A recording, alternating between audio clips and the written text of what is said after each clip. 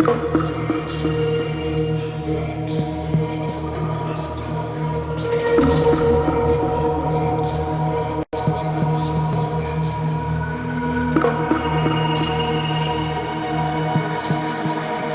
have to stop going back to you. Back to you. Back to you. Back to you.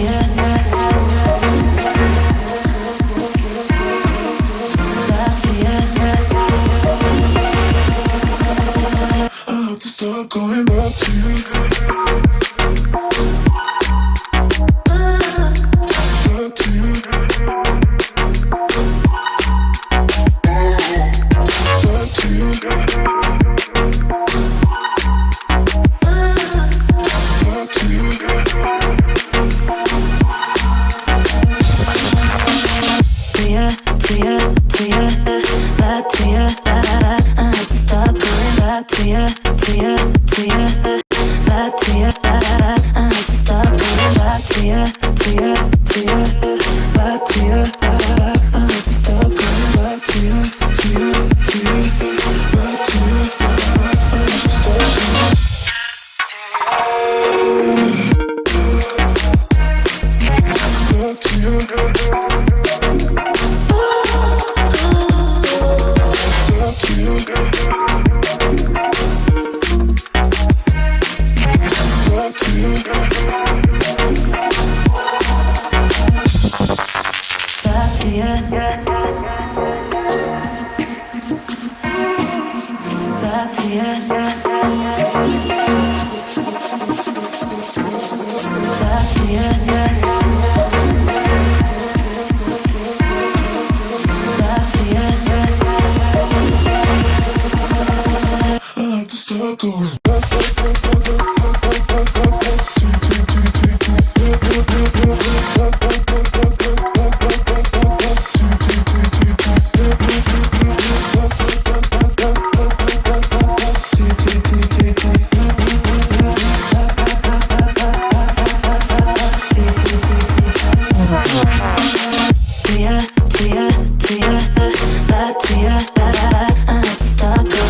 to you.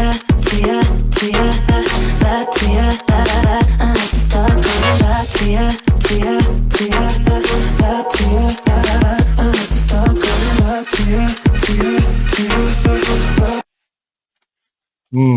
Bust.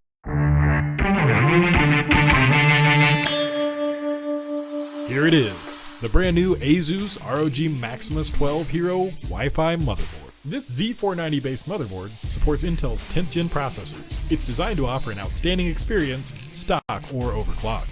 The advanced VRM features an impressive 16 power stages to ensure more than enough power under heavy loads. This hero not only looks cool, but stays cool by design. This new heatsink design is bigger, better, and cooler than previous models. A 3-zone VRM heatsink with a large heat pipe keeps the power circuitry cool.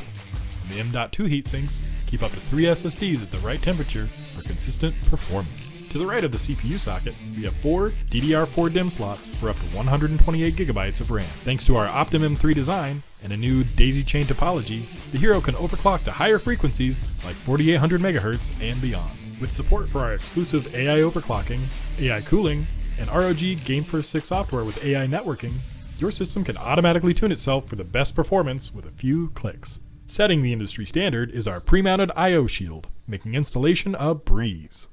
The back panel includes plenty of USB 3.1 Gen 1 and Gen 2 ports, USB-C, ultra-fast Intel Wi-Fi 6, dual LAN ports featuring 5G and 1G connectivity, Bluetooth 5.1, and analog and optical audio outputs powered by ROG Supreme FX for an immersive audio gaming experience that draws you deeper into the action. To expand your system even further, you'll find a USB 3.2 Gen 2 front panel connector, 3 PCIe 3.0 by 16 slots, 2 of which include our safe slot designed to keep your GPU safe and secure, 2 RGB lighting zones, one on the chipset and the other on the I/O shroud.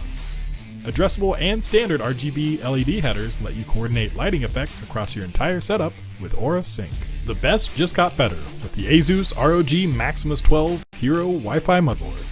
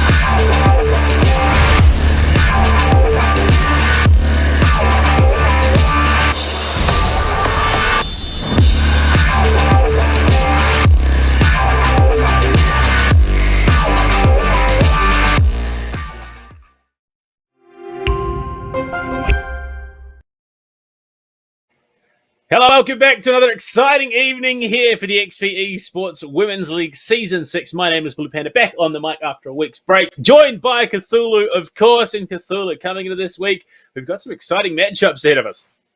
Absolutely, yeah. Look, we've seen so far quite a few very peculiar matchups, to say the very least. We had seen quite a fair few of the upsets throughout the whole season. And look, going into this one, there's still quite a plentiful amount of potential for some of the upsets to happen.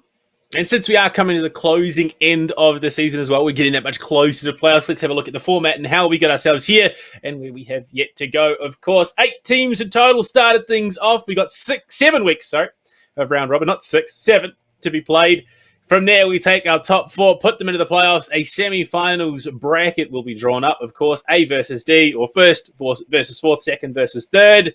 They then play in a best-of-3 format. Winners of both those matches go into the grand finals. The losers face off for a shot at that third-place prize pool.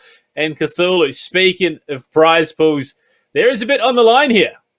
Indeed, yeah. Look, quite a fair bit of money. Shout out to our wonderful friends over at Ubisoft as well for providing the prize pool, the 3,000 Australian dollar dues, and champions will be running away with half of that, the 1,500 shekels to boot. Look, runners up with 1,000 and third place for 500. Plenty of incentive there to grind it all out, jam it all out, have fun, and, whilst at it, score some hard, cold cash. Not the only thing on the line, of course. There is a chance for individual players to show up on the day and perform and get a chance at the MVP award for the season, the ZQ Racing Gaming Chair. And honestly, Cthulhu, look, if it is anywhere nearly as well designed as their socks are, this is one of the best products on the market.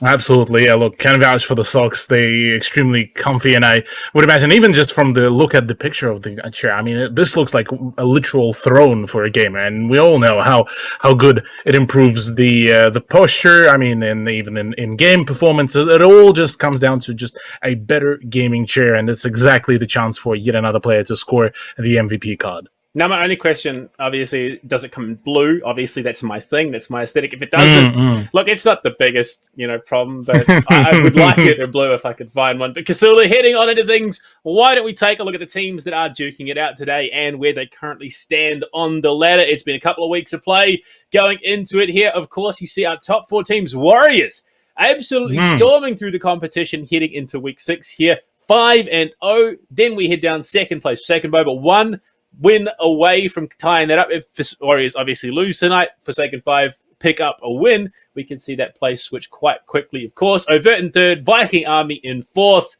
And there are still, 1 team, 2 technically, that could, actually 3 in total if you're looking at it properly. With this week and another week after remaining going into the final week of play, there is still a chance we see a couple of changes in that third and fourth position. Yeah, the battle for the 3rd, 4th, and 5th positions is going to be absolutely just nuts. For Vulpes as well, this is, or rather Vulpes, there a slight chance being presented, albeit at least it's quite, unfortunately, minimal. Essentially, with it requires Grumpy Grapes and Viking Army and Over to have by far one of the worst performances throughout the rest of the weeks, but still, a chance is a chance for them to battle it out, and so same goes for Radical Rebels. Unfortunately for Fallen Angels, things just not been looking too pretty, but look, at the very least, they were still showing us some good fun rounds and solid promises. Well, I mean, if we've seen anything this, the coming into the tail end of 2021 in Siege, the team in last place, that you have nothing to lose. You can play for the gatekeeping position. We've seen the Warriors OCL team actually do that. They denied Forsaken 5 a top 3 seeding going into playoffs for the OCL in Stage 3. They could look to do the same here, or at least Fallen Angels can look to play upset tonight and going into next week, of course. And as we do look to our matches that will be played tonight, we have a couple of things that could come out as a result. Looking at the schedule, 2 matches to be played, Overt versus Grumpy Grapes and Warriors versus Radical Rebels on the main stream. And they have some pretty important connotations around them. Yeah, look, for Overt, they would obviously want to, keep up their position in the top 4 positions and keep up the dubs. And this is going to be a good chance for them to do so. For Grumpy Grapes as well, look, this is their chance to finally make it into the top 4, given that they are in that 3-way tiebreaker. And honestly, this is, again, also a good chance for them to score, to get into that top bracket. And essentially, this would force Overt into that, I believe, just the about to be fourth position. And this could propel, for Grumpy Grapes, if they do catch it up, they could propel themselves to, I believe, third place. Exactly, and if Grumpy Grapes pick up the win here, of course, it keeps them in the running for top 4 going into next week. Means they only have to win that one more game. Even you'll looking at potentially still picking up some points otherwise. But Cthulhu match 1 of the evening: Overt versus Grumpy Grapes. Let's dive on into the teams. Of course, heading into things, Overt at the moment not quite the run they were hoping for. They are an incredibly capable team, but there have been a few hurdles along the way that have been a little bit hard to get over. Yeah, look, for Overt, a promising roster. I'll say that. They definitely have the potential. They have the confidence in themselves to go into the play days and perform. Unfortunately, just, on a couple of occasions, it's just not been their day, not been their performance. Maybe it's the mental sometimes that is not there. Maybe it's just not the day for the hand to aim. You never know. I mean, I can vouch for myself. On the one days I will be literally clicking hands, and the next day I would have the reaction of a 200-year-old grandpa. So look, it is what it is. Same goes for Grumpy Grapes, a very promising roster. They have been making some very solid improvements throughout plentiful amount of seasons. So if they finally found their improvement, if they finally found their stride, this is the time for them to finally propel themselves into the top 4. And the dash towards playoffs obviously begins tonight for both teams. And as we had to look, the individual players for each roster that will be influencing that outcome, of course. Overt up first. Psycho, Beans, Cortari, Ravenna, and Faith Saver coming in. A lot of very well-known names in the scene. Cortari, probably the most notable among them all, obviously played in that Elevate women's roster that was so dominant when they, before they moved on, found other homes, of course. And then you got Psycho, Beans, Ravenna, and Faith Saver. I mean, Faith Saver, not a name that I'm as familiar with, but the other 3 have been quite consistent stand-up performers throughout this season and the last. Absolutely, yeah. Look, the team of absolutely cracked gunners. We've seen Cortari, how deadly she can get once things get serious, and she equips the roaming smoke with the FMG9 with a 1.5 times scope. She could deal quite some damage. Same goes for the rest of the team. Yeah, look, all of them can still push out some solid numbers. I mean, I've met them quite a fair few times, even in casual, and I would just keep on getting bulldozed. So, quite unfortunate. And on the side of subs, look, Bucky and Triceratops, 2 players that also can provide quite a fair bit of consistency in the fragging department, and Face Cream and Arnie being their coaches. Look, what more could you ask? I'm sorry, could you please use her God-given Triceratops. Triceratops. One of the biggest, of scariest, most intimidating players in the competition, hence the name. She will make you cry.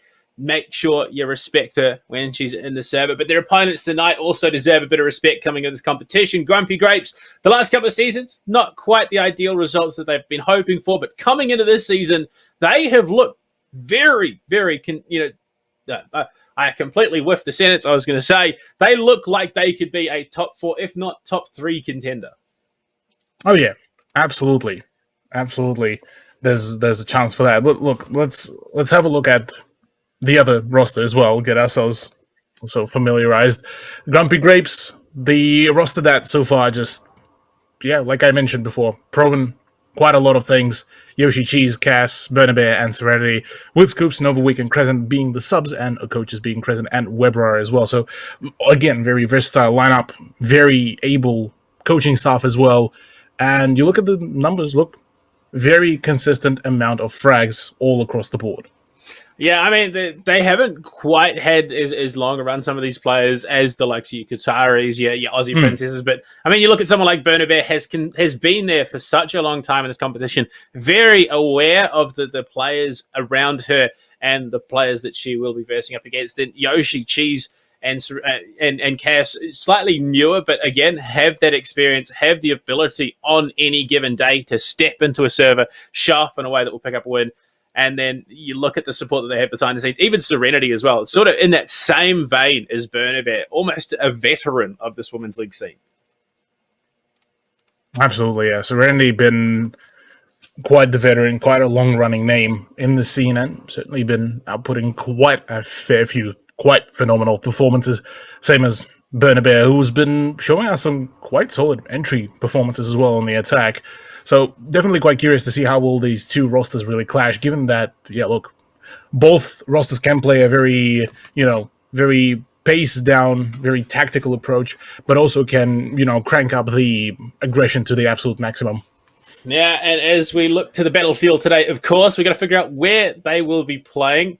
We've seen an interesting couple of weeks of bans throughout this competition, but today we're going back to the old standard. We're going back to Clubhouse. I mean, this is where teams are made. This is where teams are forged in the crucible of Siege.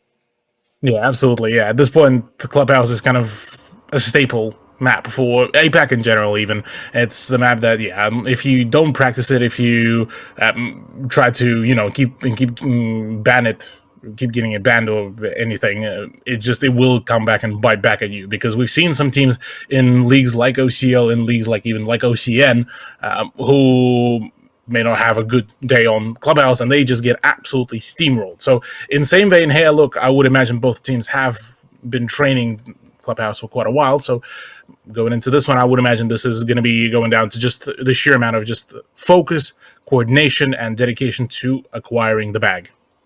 Yeah, and honestly, I think the biggest decider today is going to be that ability to adapt on the fly, of course, being able to make those minute changes in the heat of the moment. And honestly, the team that can pull that off when things are getting tense, when things are getting down to that wire, are going to be the ones to walk away with the victory here. We're just waiting on the confirmation that all players are in the server and ready to go. And then we head to Clubhouse. And honestly, Cthulhu, in terms of how this map plays out, I mean, yeah, there's been a couple of changes. We've seen the map. It's not it's not a completely different one, but some of the pacings have changed on certain bomb sites. And do you reckon that could play into favor of either of these teams? There is a possibility, that the certain pacings could be, switched around. I mean, even going to a site like Bar and Pool now became a little bit more viable. You have a little bit more kind of a compact space where you could have a little bit more fluidity around it. So, say we introduce something across the lines of, some unconventional picks, say start things off with a gym bedroom play and then go into the bar. This could definitely derail a few plans for the attacking side, especially. And I think this is where we are going to be seeing kind of the possibility of, both teams switching around occasionally their paces, their approaches to it, maybe even bringing completely new operators to, like, completely derail some of the plans. Because, look, I mean, we've seen, I believe it was even actually, I want to say in OCL, where a fuse pick came about, like a consistent fuse pick. That was the Warriors. Yeah, and it was the Warriors who ended up showing us a very well organized still comp with fuse being present, given just how much utility the operator can provide. I mean, 4 cluster charges that are extremely annoying to deal with. They have shrapnel that could go through the wooden floors, and on top of that, they are extremely good at clearing out quite a wide area. 2 now secondary heart breach devices, AK-12. I mean, what else do you want? Well, I mean, it was that same match we saw Warriors running comp that was devoid of a dedicated hard breach. It was three ops running secondary hard breach gadgets, and I mean, you wouldn't have thought that they had missed something like a Thermite or a Havana or an Ace. They just it felt natural. They got the job done. They won the map against all predictions. Honestly, we did not expect the Warriors at all to walk away with that, but they did, of course, and upset the standings going into playoffs. We're still waiting on the one player to get into the lobby and ready to go. I mean, okay, so we know Cortari is going to be in the server. Let's talk about her a little bit. She is a player that, I mean, look, Dr. Jekyll, the Dr. Hyde, no, that's the wrong, Dr. Jekyll, Mr. Hyde, she can be the unleashed beast, especially on a map like this. We see her throw caution to the wind, pick up the FMG9 smoke. On the attack, she is one that will lean towards the fuse a bit more.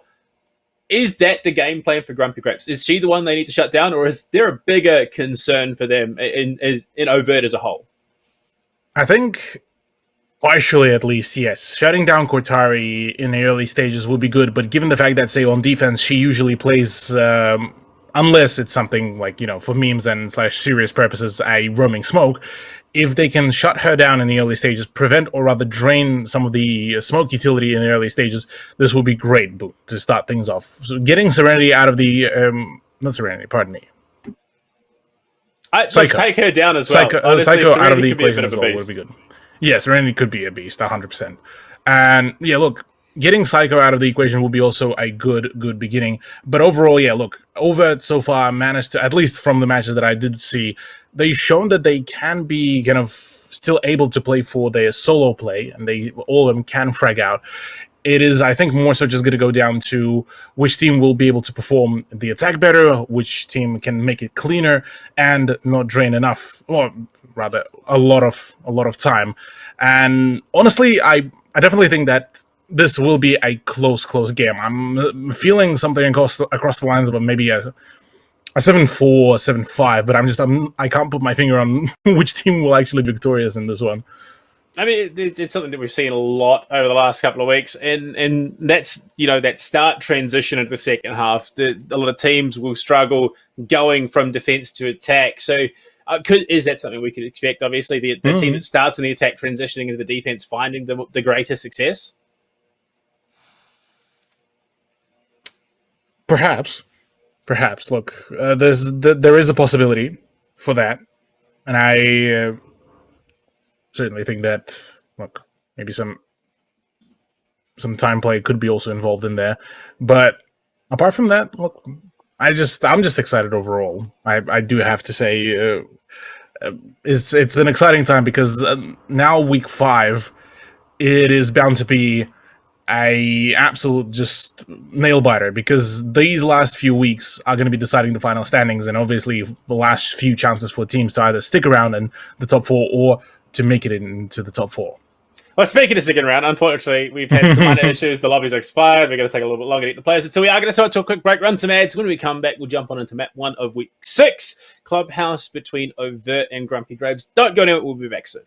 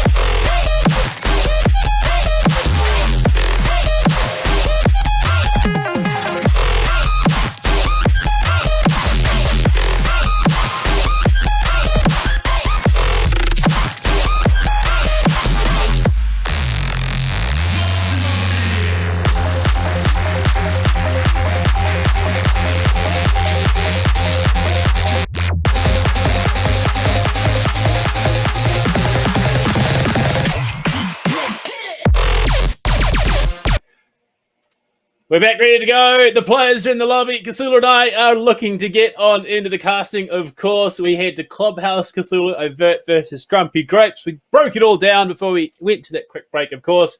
We get on into the action phase of things. Where do you reckon we're heading first? Who do we see banned out as well?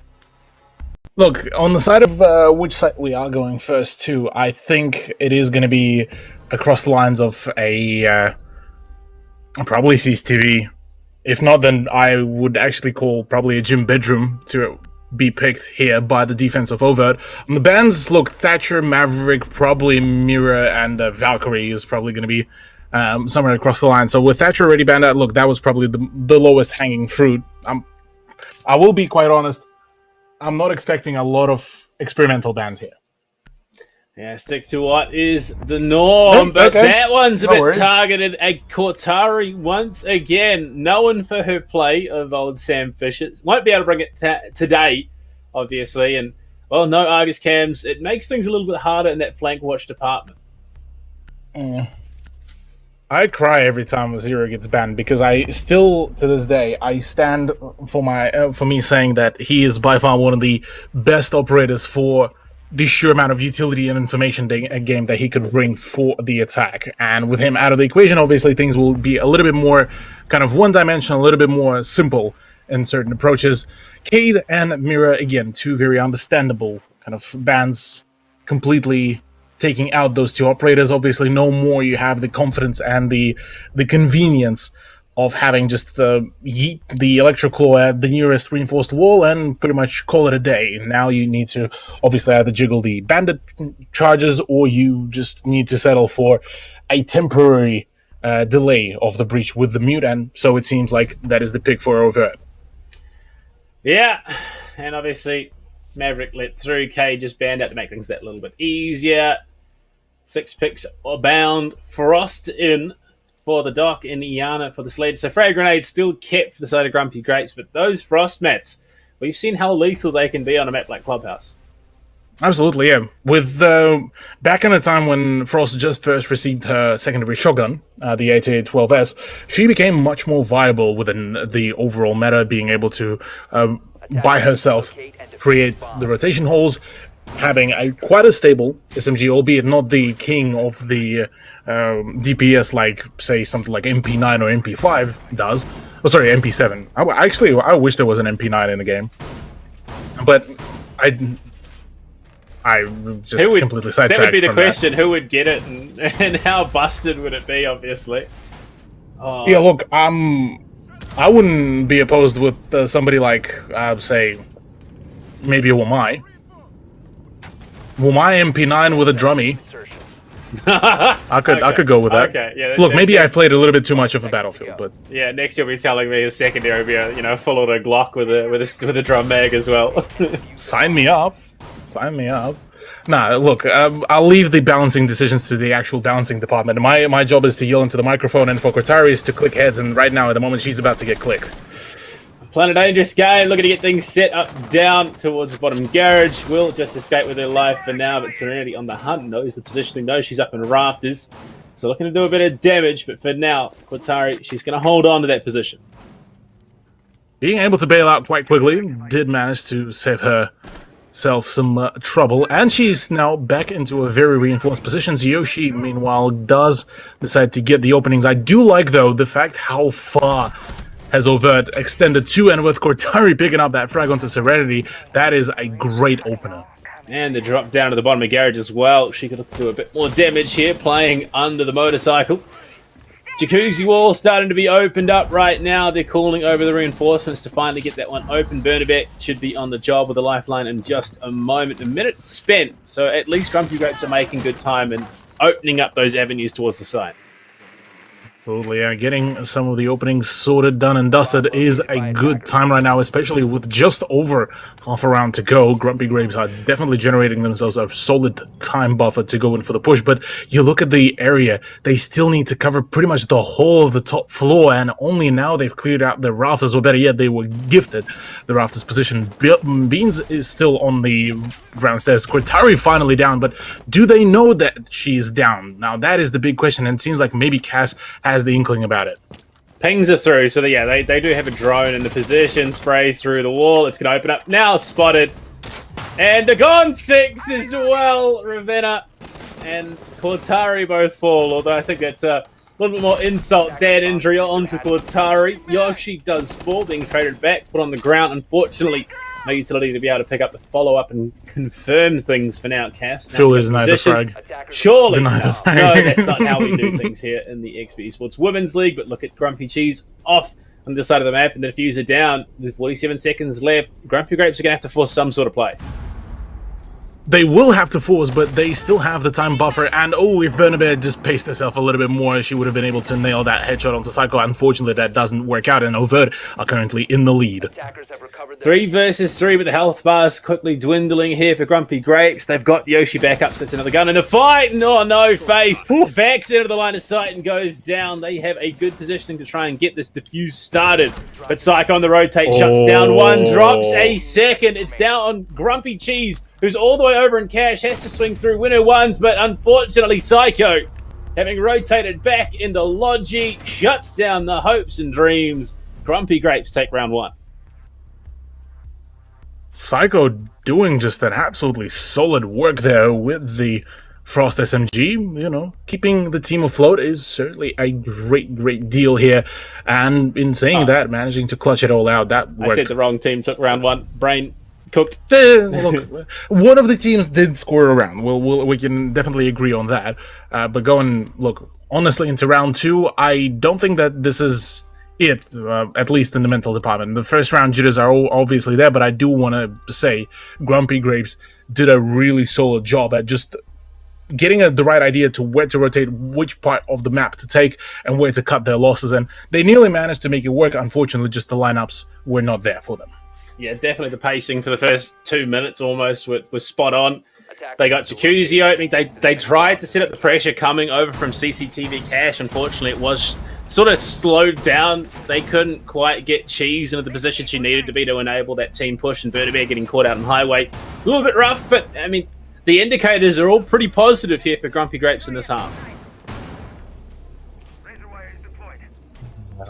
Look, Grumpy Grapes could definitely get back to form here. Church and Arsenal, look, despite it being kind of a little bit more turtle-like, I definitely could see Grumpy Grapes just absolutely send it, say, through Dirt Tunnel, as well as make a push through the main stairs and maybe the pressure through the hatch at either Memorial or the, Motor hatch or the kitchen hatch. And if they can coordinate that kind of push, I certainly wouldn't be surprised if they would be able to score themselves a nice solid point and get themselves back into the play. Apart from that, for Overt, look, all of it so far looking quite well. It is kind of funny, though, that the smoke that is usually being picked by Quatari has been yanked away by Ravenna, and instead it's Quatari now on the Mozzie, who's also been one of her really big performing operators. Yeah, I mean, it's the situation, especially on this bomb site, you do want both if you can have it, with Quatari being such an excellent Mozzie player. Hand the smoke over to Ravenna, and she can do just as much work. Player on a raft, as this time Quatari can't win the gunfight. Bernabé does shut her down and keeps a decent chunk of health available to herself as well. Yeah, the G36C is just a little bit better there for those kind of gunfight capabilities. Does claim the top floor, at least around the CCTV and rafters area. And you look at the spread of Grumpy Grapes players, all of them so far having full confidence. They have the information flow with the drones as well to confirm that the top floor is now fully clear. Just under 2 minutes, and already one of the floors is cleared out, so far right on time. And definitely I have to commend Grumpy Grapes so far. I've been doing a much better job at that time management comparative to quite a lot of teams in Women's League as well. Just saying, Crescent, I saw that. No, not okay. That's just... No, we won't talk about it, but...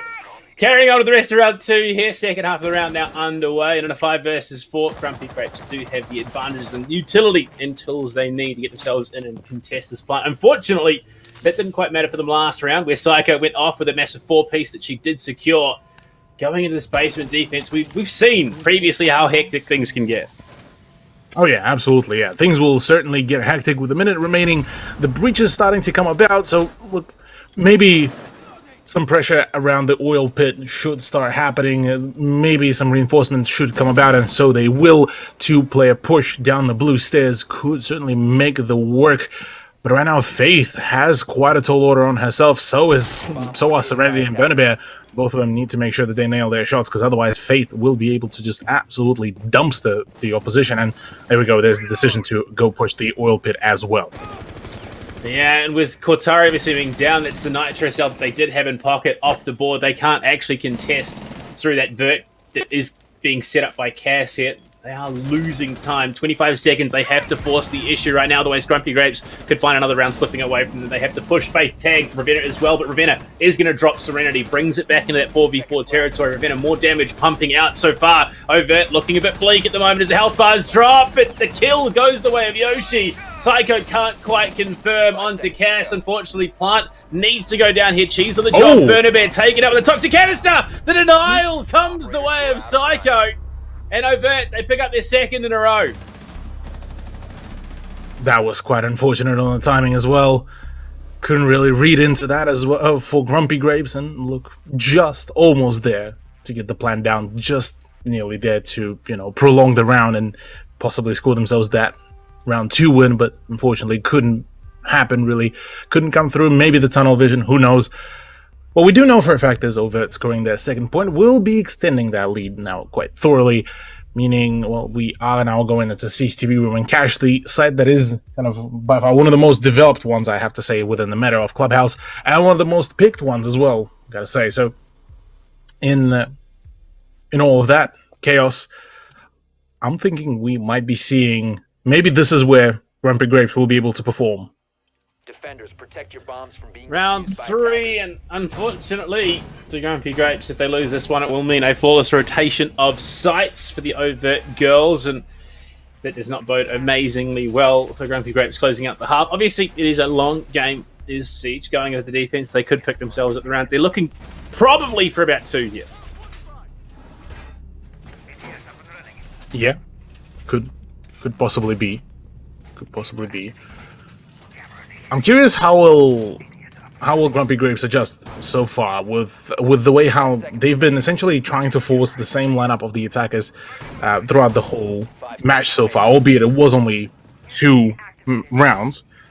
But we could possibly see some different approaches made, because again, obviously we have Yoshi playing on the Maverick, so obviously that should be essentially the easiest opener in the CCTV wall, or rather on the CCTV wall. Maybe, say, a breach in the Jacuzzi wall as well to open up another front to go for, whilst also maybe applying pressure and maybe make a cheeky entrance through the dirt tunnel as well could make the right job. Lord. But Yoshi, that was clean, holy. That jeepers. She knows it. That was clean as. Waiting for old Berta Bear to get onto the rappel to try and cover as she continues on. Oh, head, that's a head. Shoot it out. Head. Come on. Just a pixel is all that's needed. Ravenna tagged. I think that was the door frame. No, I swear it swung out just a little bit. Yeah, she can see the pixel, but it is actually Cortari that find the opener for the round. But Serenity down. Unfortunately, some of those air jabs may not have been deployed. Quite rather unfortunate there for Serenity. Not really having particularly the best start to the matchup just yet, but already, once again, Overt still being able to play for the post-breach. Nobody yet still to come around on the west side, so still a very much of a one-dimensional push. They are trying to just try to force open some of the plays about and around the garage area, so this is going to be their main point for emphasis, and Cortari is very much keen and waiting for that opener to happen, because she's now trapped in Harry Potter. Cortari, it's a cheeky little position as well. It's one that sometimes can slip by the focus of attackers, and it's going to pay out. Yoshi falls, and Overt are looking good to pick up the 3 rounds in a row here on Clubhouse. But as we head to that final minute of round 3, 3 versus 5, not impossible, but unlikely. Yeah. In 58 seconds, this is by far one of the more unfortunate rounds there for Grumpy Grapes. Can't really find just that right opening, that opening frag that could slingshot them into the advantage, and already just Cortari keeps on compounding all those losses. 2v5, make it 4v1, is just all going wrong for Grumpy Grapes, and it's all down to Bernabear to try to maybe find a frag. That can't even really work out, and look, at the end of the day, round 3 is, well, going into the hands of Overt, 3-0. 3-0 for Overt, 7-0 for Psycho currently. Absolute stormer of a game for her so far, and with the flawless rotation of sites complete, we will rotate right back on to Gym Bedroom, which is where this all kicked off with obviously Psycho picking up that 4-piece on Frost. Grumpy Grapes, they'll need to change something up in the coming rounds if they want to get themselves some points on the board before the half. Yeah, look, for Grumpy Grapes, unfortunately, this is a bit of a dire situation, really, here, given the fact that 3 times they were getting quite close as well to, achieving the win and sorting themselves out with a good pacing, but just unfortunately, Overt were a slight step ahead of them, and that's what's been kind of plaguing GG for borderline nearly the whole season, really. They've been showing us some phenomenal performances, but half of those performances just being completely curbed by either just unfortunate timings, unfortunate just positionings, lineups, you name it. It's just whatever that could happen, that could be unlucky, unfortunately happened to Grumpy Grapes. And obviously, with these two teams being in the positions they're in the leaderboard, it does make that top 4 position that much more tenuous for the likes of Volpez and Radical Rebels, I believe, because one of the teams, obviously, they're both sitting on 9 points. One of them has to win, one of them has to lose. I think it would only leave one position going into the final week of play available. Yeah, that could actually... That could present us with a very interesting storyline for quite a few rosters. We'll be quite keen to see what could be done. We haven't really yet touched up on Qatari. He's back on smoke, and it's a roaming FMG9. It's violence time, indeed. It's violence time. I mean, we've seen her single-handedly pull maps back from the brink of disaster on this operator with this setup as well. She can just be so much more aggressive than with the M590. And, well, Grumpy Grapes, you've got to hope that... Oh, my lord. Yoshi is just putting on a Maverick clinic right now. Absolutely one of the cleanest breaches. Like, borderline, a few of OCL players could use a good, tutorial on how to do it. Like, I mean, like, first try on the top line. Almost first try. Actually, technically, it is first try on the bottom line. Like, clean deal. And what more could you ask from your Maverick player? Apart from, well, also maybe top fragging, but at this point, that's already a bit of a, like, if Maverick top frags, something is wrong with your entry fraggers and just general fraggers in your team. I don't know. Old NZ Frankie from Kraken likes to play himself Maverick on the flank watch roll, and he finds no end of fragging, and Qatari kicks things off with a kill onto Cass from the garage as well. Cheeky little angle through that garage wall. I believe that was assisted by the Psycho or Beans. Yeah. I think it was Psycho that did it, but... No, it would have been Beans with the impact there. Oh, yeah, sure, yeah, that would have been the impact, yep. Speaking of Psycho, actually, reverse 007, flawless so far run for her. Staying alive for as long as possible. Serenity comes in with the Twitch drone that could actually throw in a spanner, and it works out of a few of the electronic gadgets, but apart from that, at the moment, it's bloodbath time. Qatari down, but at the same time, we do see Cheats fall. Ravenna taken out of the equation as well. Yoshi with that M4 going pretty big. Serenity follows up with the Clone of Faith, and 2 players now in the garage means that they're in a big trouble. Only 1 player, Psycho, holding onto the site, and she's still in con. Yoshi on the plant. This could be a big misplay from Overt. They have no way to contest this plant. Serenity is watching Logi. They're going to be able to get into a phenomenal post-plant positioning.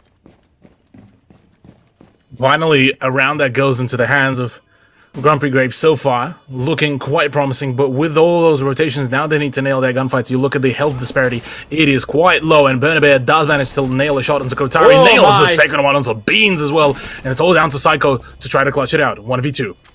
Finds the kill onto Serenity. Unfortunately, Bernabear still in play, and there she is, still on main stairs, 3 in the round. To just crawl into their first point. It wasn't even a crawl, it was just they took it by the throat. Overt with a minor misplay there, unfortunately just over-prioritizing Qatari in that situation meant that they were so, overwhelmed on the site. Psycho couldn't contest it on her own, and Grumpy Grapes capitalized in a big way. There we go. Finally, Grumpy Grapes do break the unfortunate loss streak that they've accumulated at the beginning of this map. And, well, whilst they're still at a point deficit, they've shown that they can perform once things do go their way.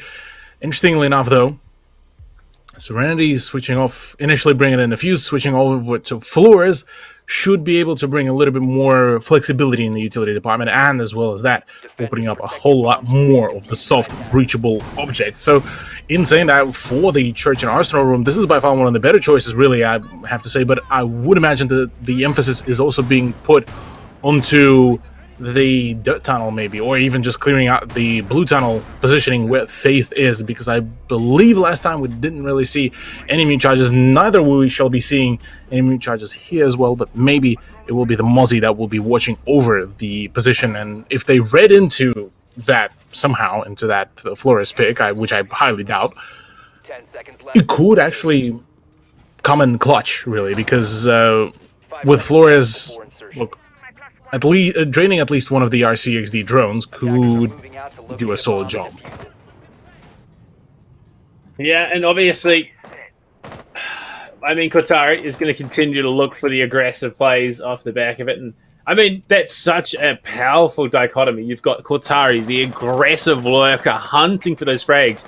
And you've got Psycho, an insane anchor who will hold onto the site, fighting tooth and nail to the very last moment. And that is something that Grumpy Grapes are going to have to continue to try and overcome. Yeah, but I think at this point, really, they've been borderline forged in all of this kind of difficulty / challenge mode, really, for themselves. They've been facing quite a fair few of the teams that were performing really, really well, and that sort of just started forging them in their own performances and, you know, nailing their goals as well. On top of it all, to look at some of the positionings, the main person who could get into some ruckus straight off the bat could be Psycho, but at the moment she's playing relatively a bit more of a safer game, playing at the bottom landing of the main stairs, waiting for, you know, the right moment to go in for the swing, or maybe even a C4, while still maintaining the ability to bail out as quickly as possible back to the side, just like she did right now, and, you know, still have a good, again, aggressive position to poke about. And this is something that we haven't really seen a lot of teams play. We haven't really seen a lot of mainstays play, but the position of Kotari, now that could be deadly, because I don't think it has been actually even droned out. Yeah, that's dangerous, especially considering the amount of drone work that's been done. Spots Oh, one, no. cast tag, but it's not enough. Almost taken up with the player who was threatening onto the main lobby double as well. Now rotating over towards the garage, and Psycho on the drone of her own that she stole moments ago is just feeding this information through. It's spotted, it's shot out by Serenity. But Psycho still looking to hold down the fort from the bottom main position. Nitro tossed is not going to find much more than a bit of damage onto Serenity, but it's a start. Absolutely. It's a start indeed. With 54 seconds remaining, look, 5v5 is still in play. We might just start seeing the bodies drop, and already Cass low on HP. Serenity even lower. Psycho just dropped down to just under the 30 HP mark. So this is where the frags are about to be acquired. Full Rotero still in play at the moment for Serenity, so they haven't been dished out with 30 seconds remaining. She's going to have to get something going fast. Burnabear, the first victim of the round. Kotari still lurking around upstairs, being an absolute nuisance to Scrumpy Grapes team. And honestly, with the positioning, there's a good chance she can pinch on in later in the round and disrupt this attack coming out. But they need to make something happen. They're so worried about Kotari upstairs, they could cost themselves the round. Faith looking to hold on, but she can't. Yoshi too quick. Swung on by Psycho, but somehow Yoshi does survive. They need to get out of the site. They need to look for the plant to swing on in. Psycho for one. Does get the down on Serenity. The plant is being started up here. Do they know? Do they have any information? It's a cheeky little one in Armory. They do secure it. Two players still to hold on. Cheese for one. Can they find more? No. Kotari on the job. Shuts her down. The spray from Cass not quite good enough. It's too many options.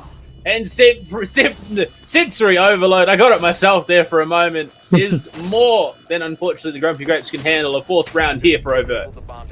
Quite rather unfortunate for Grumpy Grapes there, but look, if they can make this half a 4-2 scoreline, it is still very much workable. On the defense, I have all the faith, really, that they could, you know, bring this back to a much closer competitive scoreline, really, between themselves and Overt. And whereas on the side of Overt, look, they've already done their bare minimum. If they make it a 5-1 scoreline, even better, overachieving their results, making it a nice, quick game for themselves to not really give away too much of their setups, maybe. And look, for Grumpy Grapes, a bit of a dire situation. I won't lie, I won't sugarcoat it. 3-point differential, certainly something that you wouldn't want to see, given the fact that 2 at least of the rounds that were lost were just an inch away from being GG's. But Unfortunately, that was not the case for them. That was not their time, and look, maybe on CCTV and Cash, it is going to be the completely different turnout. Last time they were here, obviously Overt won it. They got themselves that flawless rotation of sites. It was, I mean, it wasn't the worst start for the Grumpy Grapes. They did do a couple of things very, very well in setting up for this attack. They obviously got that breach done nice and quickly. Yoshi has shown herself to be an incredibly capable Maverick with that torch.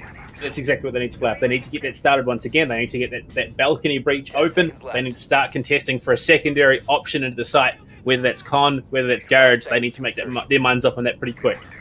Yeah. As well as that, I definitely think that a lot of teams need to look into maybe starting to practice, multiple flank kind of pushes rather than trying to just go for a one-dimensional approach to some of the sites, which could certainly help a lot with some of the sites, some of the rounds, and switching the outcomes in their favor. Apart from that, look, once again, clinical breach. We have a few pokes first to get rid of the mute jammers, to make the breaches a whole lot more accessible, a whole lot better, and a whole lot quicker. And then from there on, obviously, Yoshi to move on to breaching the main wall, which would still, again, take barely any time. And already we do hear the Xkairos charges to blow up. There is somebody on the ground floor which could introduce a spanner in the works of Grumpy Grapes. But on top of it all, you look at that, there are the Runigades that could make things a whole lot more difficult for the attack to go in for the push.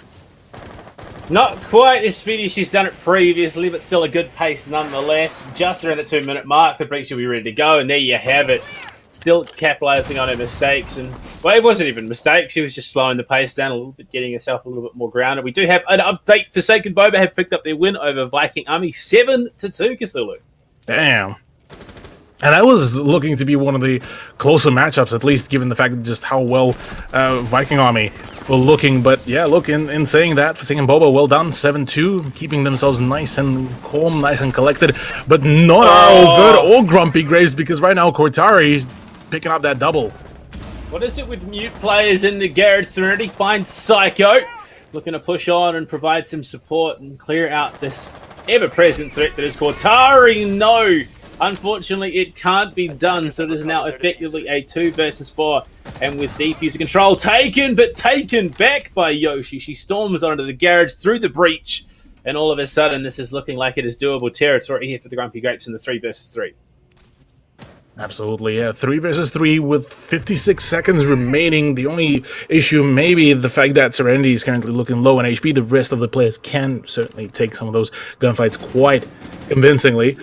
And after that, it's all down to their coordination. With those gas grenades coming about, they will be tagging Serenity even further, and that is not the good turnout right now. All 3 Overt players are still very much focused and centered around, and that pick is crucial here for Serenity. That's also, unfortunately, the last toxic canister they do have in place. So if they can clear out any of the positions or even open up the rotate here like Yoshi's looking for, looking to swing on, looking to find an angle. They will finally get the rafters wall open so they can look for that plant. No nitro cell in play. It's going to have to come down to the gunfights in the 2 versus 3. Serenity looking to get it aggressive, watching the rotate. Just misses the shot there. Provided an opening but can't capitalize. Ravenna answers back. 2 versus 2 in the post. Plant beams downstairs.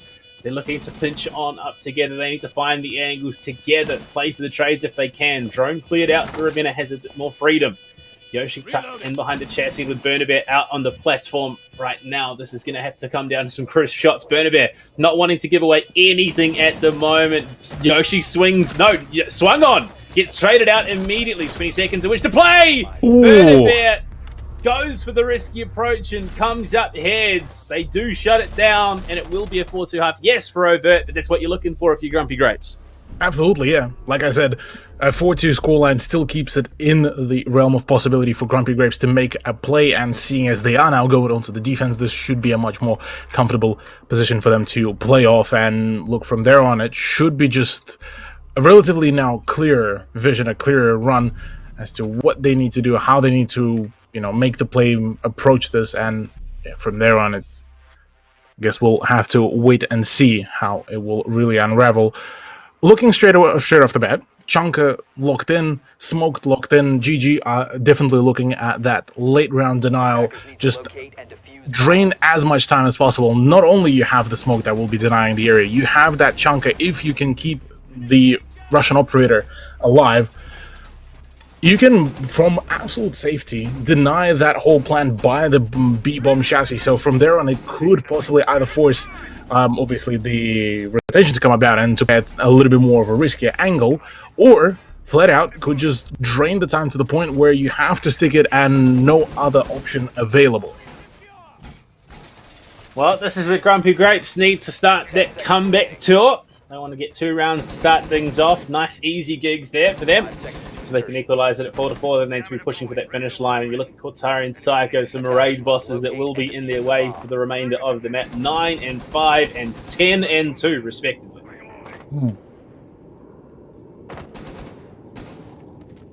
Look, the action phase that has started, already a slightly different approach for overt players. Instead of bringing in the Habana to actually get the breaches overdone at the garage wall, it's instead the secondary hard breach device that is on the buck.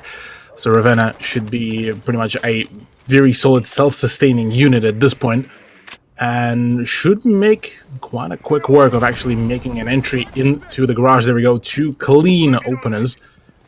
We'll be signaling that, well, from there on, the presence at the rafters should feel a little bit more threatened. But apart from that, really, it's a combo for the Storm. GG are not really intending to go in for any kind of swings, apart from Cass, who is looking to get into some trouble on the main stairs, but does get spotted by the drone, so therefore decides to, oddly enough, just keep on rotating and just moving around the ground floor rather than trying to fall back, and well, for a solid reason, because there's already been a drop in into the Logi hatch.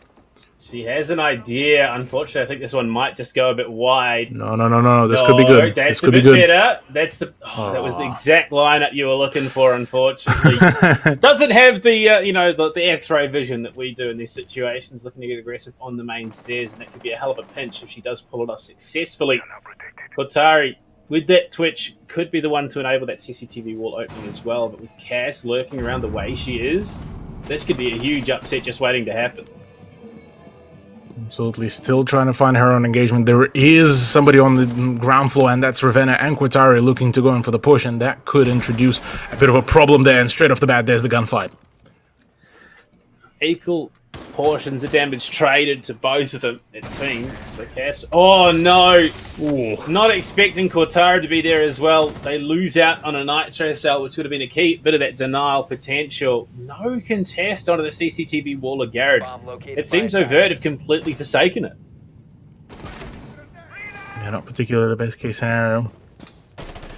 Really not good just yet, but look, for GG, they could still make it work, and there's the Chanka Shumika launcher starting to come into play. Unfortunately, though, Kotari does get the better of Berber as well, and that is all starting to fall apart. Overt are taking this by force.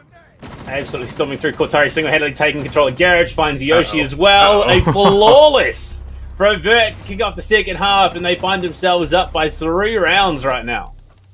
Jeez. Just as we thought that Grumpy Grapes could, breathe easy, is just back to square one, back to being set up just for yet another 3-round deficit, and it is just not the best case scenario, as unfortunate as it is.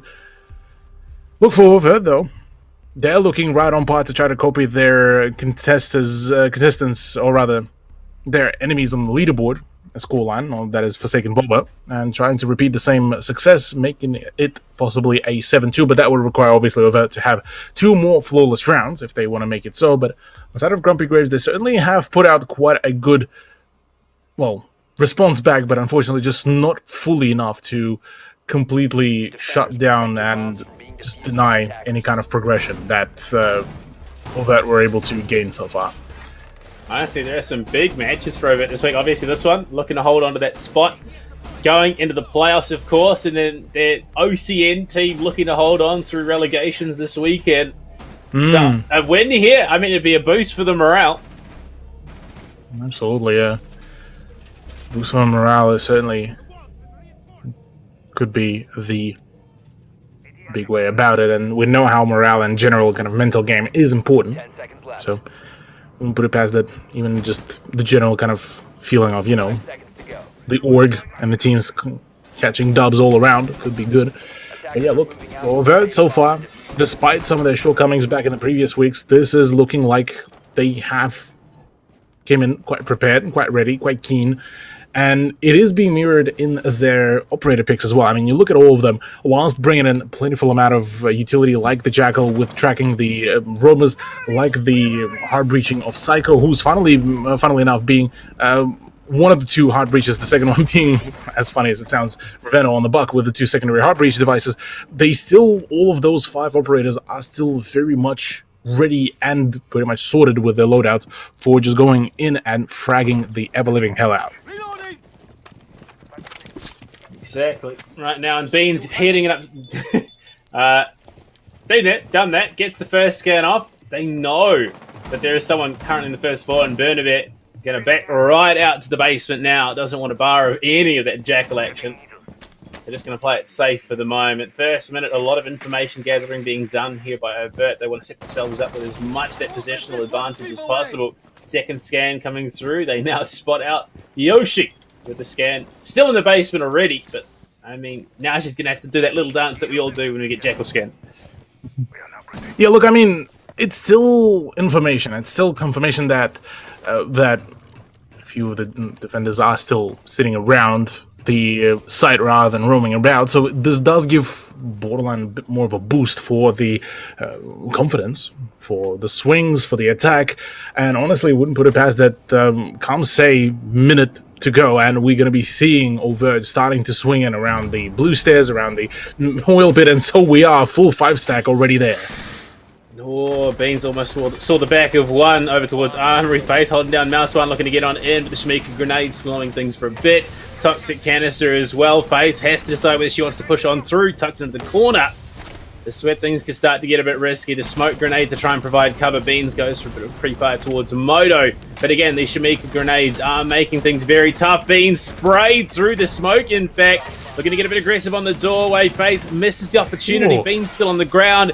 It's all coming apart in a big way. Cass finishes off Psycho, the Shmika, for the kill onto Beans. The finisher as Yoshi drops Faith. It is now down to Cortari and Ravenna. Ravenna finds the first, Yoshi to fall, but unfortunately the diffuser is not in the best of spots right now. It's over towards the generator. Cortari does find the follow-up kill after the camera goes down, now with Cass out of the equation.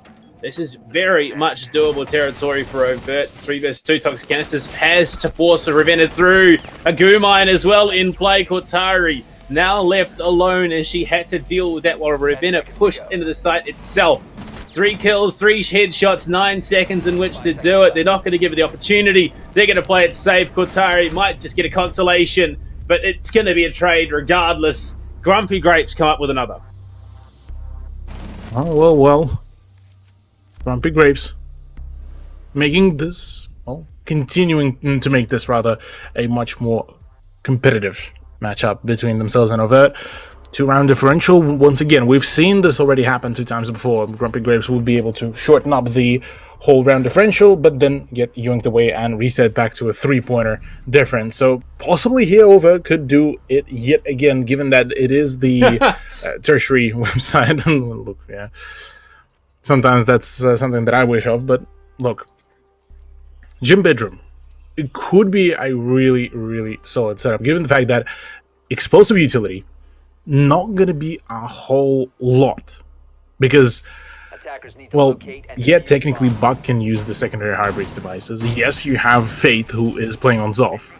Technically, you could use the Psychos, Excaros against the Castle Barricades, but that's where the issues may be arising. And because you also have Jaeger and Womai on top of it all to back up after whoever decides to breach the one of the first few Castle Barricades on the outer windows, you're going to have a whole lot of problems just clearing out that utility before you can even set foot inside the building. So unless we are going to be seeing something across the lines of entry through the ground floor, say something across the lines of a garage, maybe even through strip club, it is going to be still a very tall order to just straight off the bat get into the site, get into the building, and then go for a plan. So I would imagine for Overt, get the breach over at the jacuzzi wall, get the breach over at the maybe at the CCTV, apply some pressure at CCTV, whilst also, you know, going in for the push on the main stairs and from making an entry through the ground floor. Yeah, going into the round. Grumpy Grapes with some last minute set coming on through, and they get themselves as prepped as possible for this defense. They get this round, obviously, it brings it back within one. Means that it is still entirely contestable. I mean, 5-3 is still entirely contestable at the moment. Kotari spots the main double is open, backs off just a wee bit, gets the shot thrown out. Long range toss, and it is in a pretty prime position to get in and get some info. So already we heard one of the, we've got either the castle barricade or one of the hatches to be popped open. Already a solid opener. Unfortunately for Faith, this has not been a good time, but thankfully Kotari and Psycho are just absolutely cracked on the sticks today. And so they keep on pushing the team further and further. On the side of GG, look, at the moment it's a bit of a quieter game. They obviously reinforced a little bit more, making the cash room a little bit more difficult to make an entry to, but already there has been advancements into the CCTV room. Already there's a scan onto the Goyo of Bernabear, and already Beans and another 2 more operators are making an entry. This is about to be flooded directly into cash. They have the guns and the numbers, the drones just clearing and making this so hard to hold on to Cass. Dangerous game being played. Those magnets are going to have to come into great effect right next. Kairos to open up the top red wall, and she finds herself in a hell of a lot of trouble. Serenity trying to provide the cross, sees that the castle barricade in Con is open. Trying to help provide that support. Cass knows she's in trouble. The walkout in, but Cass going to win it over Beans. And unfortunately now they lose those smoke grenades. Makes it that much harder impact to try and play around the openings that are being made. Grumpy Grapes are holding on quite well. Cass falls. Big damage onto Faith and Psycho though, but she finds 2 anyway. This is going a mile a minute right now. That is not a good turnout for Grumpy Grapes, as they would have probably expected. Really didn't want to lose out on the second player there, but it is what it is. 3v4, still 35 seconds to go, so plenty of time has been drained, which will force Overt into that full-on hyper mode push. Kotari into Logi, drops the smoke, but Prime the ground. Cheese finds the kill. And now you look at Faith and Psycho, they're in dire straits, but Serenity falls. Faith will get into Con, but it's going to be 2 kills, 1 going each way, and now into 2 versus 2. Faith finds it first on the Cheese, and it's a huge kill. Ravenna follows it up, and Overt steal it back from the brink. Indeed they do. 6th point for Overt, making this their map. Now it's their time to, close it all out. Make it their map. 6-3 scoreline, yet again continuing this whole trend that Grumpy Grapes and Overt had. The moment Grumpy Grapes find themselves a point, instantaneously negated in the next round, just through what sometimes feels just pure magical force, really. Well, 6-3, about to possibly make it a 7-3. Could be an upsetting scoreline for Grumpy Grapes, but again, scoreline does not tell even the fraction of the whole storyline of how so far Clubhouse unraveled for the 2 teams, where Grumpy Grapes, despite the scoreline, put out still an impressive performance, just 1 step away from scoring themselves way more points than they currently just have. I mean, the crazy thing is, if Faith does not get another kill this map, that was the single most impactful kill she could have found. If not for that kill, they would have lost that round, and Grumpy Grapes would have been within 1 of equalising. So, look, it's been a rough debut. No one can deny that. But when you're playing against teams that are currently vying for top 4, it was always going to be rough. But, I mean, she's done her team proud with that last round. Absolutely. Phenomenal frag, phenomenal entrance, and look, making this all worth it. CCTV and Cash Room, look, last time, GG, once they were on the attack, they were able to just barely scrape it away with Bernabear finding the final frag. Now it's GG's time to once again prove it that they can still keep up in this race. They still can keep up with all of the pressure that so far Overt been putting onto them. Whereas for Overt, continuing to literally just about the same thing. Ravenna already has all of her actions down pat and ready to roll. Garage is there ready to push, and from there on it should be a relatively straightforward approach, but Serenity and Kotari do get themselves tagged up in the early times. A little bit of damage there. I said a little bit of damage. Both players combined would not equal a full health bar, and with Ravenna falling to Bernabear as well, that makes things just that little bit more difficult. It makes it harder Vert to contest from below. You can't send her into stock, but Kotari just peeks around, finds the trade. The answer back is there, and with Mute off the board, Serenity and that Nitro Cell would have been a key part of the defense. Oh, man. Serenity out of the equation, so is Ravenna. Could be a little bit tougher now for Attack to go in for the swings, given that Buck did provide quite a fair bit of firepower. Inside of Serenity, yeah, look, that's the presence, I believe, on... Bomb located by attackers. No, this wasn't on Rafters, but regardless, one of the, again, big performing operators now out of the equation, and the Shumiha launcher is already starting to come out very early, might I add, and Yoshi needs to stay alive as well on top of it all. 12 grenades still in play, so I mean that buff that he did receive means that he's got that little bit of extra longevity towards the tail end of committing that utility. Minute 10 in which to play, and they are starting to contest. Faith doubles up with it. One kill finds a second. Yoshi to go down and losing the smoke. Compounded losses here for Grumpy Grapes, answered back by Cheese. Now in the 3 versus 3 in the final minute, Cthulhu. This is, again, I think it's going to come down to the wire. Absolutely, this will be a gamble Oh, on the half, no. but no, Beans, no, that's not what you want to see.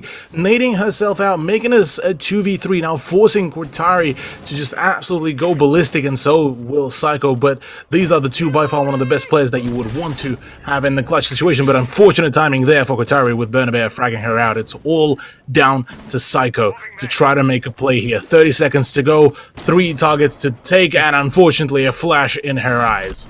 I mean, she still gets through big damage onto Cass. Can she confirm the kill? Yes, she can.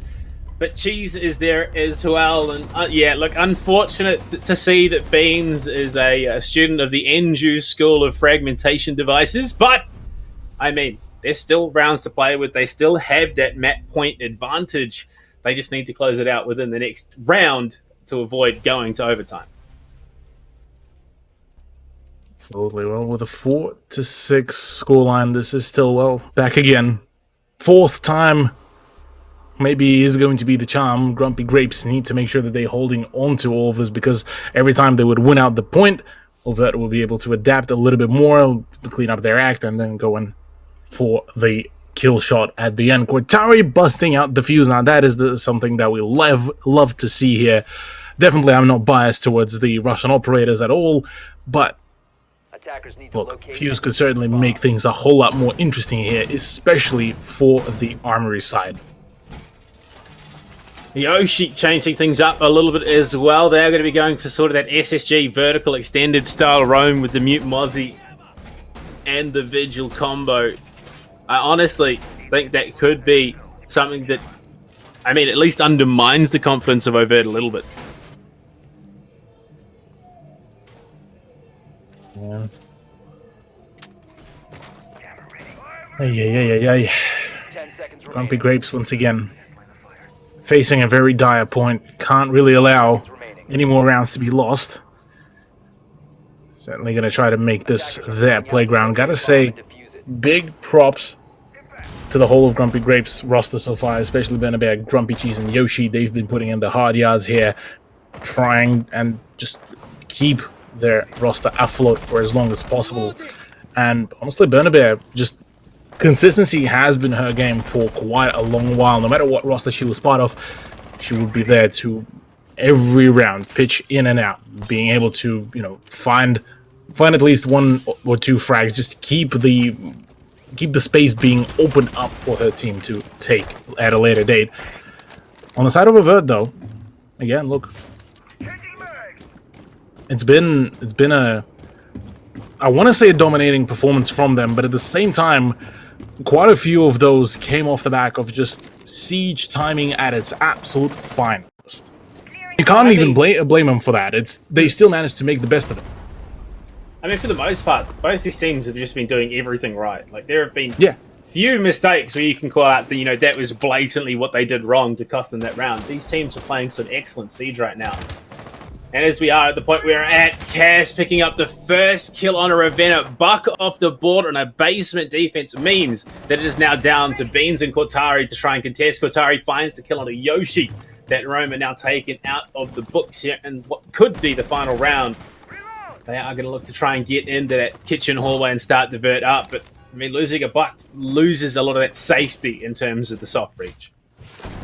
In terms of defense, though, losing Vigil, that very almost borderline safe from her, could introduce a few issues. But you look at all the positionings, Grumpy Grapes are ready to swing. They want to take the gunfights by themselves rather than have the gunfights come to them, and already Serenity is ready and prepared for those gunfights, but she doesn't want to overextend. Same goes for Cass, and it's about to be the time for the action, I feel.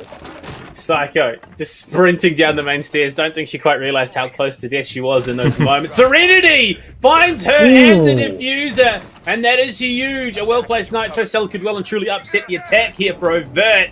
As we head into the final 45, we see and hear the fuse charges going off at Serenity in prime position to pinch in and find a massive flank. And the charge, another spray! Faith falls, and Serenity is taking this one firmly out of the hands of Overt. Absolutely shut down through and through, but the plant is starting to go down. Overt, they still have the chance to absolutely just upset this.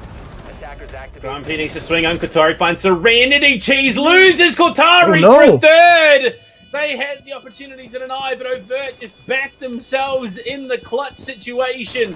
Cass swinging on through. Kotari no longer bottom main to try and provide that cover. We could see potentially a clutch come in, but Kotari does have one fuse charge left. Time is not on their side. Grumpy Grapes, unfortunately, might be moments away from missing out on overtime. Cass looking to swing on through, but there's too many options. There's too much to play around. Pre-fire's there, but the fuse charge is in place. The swing, it's good. Something has to happen. You've got 10 seconds. You're going to have to stick this one out, Cass. You've got no other option. And unfortunately, it has to come down to it. No chance, despite the valiant efforts of Grumpy Grapes. They just fall short of the finish line. And unfortunately, it does mean that Overt pick up the win. Heartbreaking defeat for Grumpy Grapes.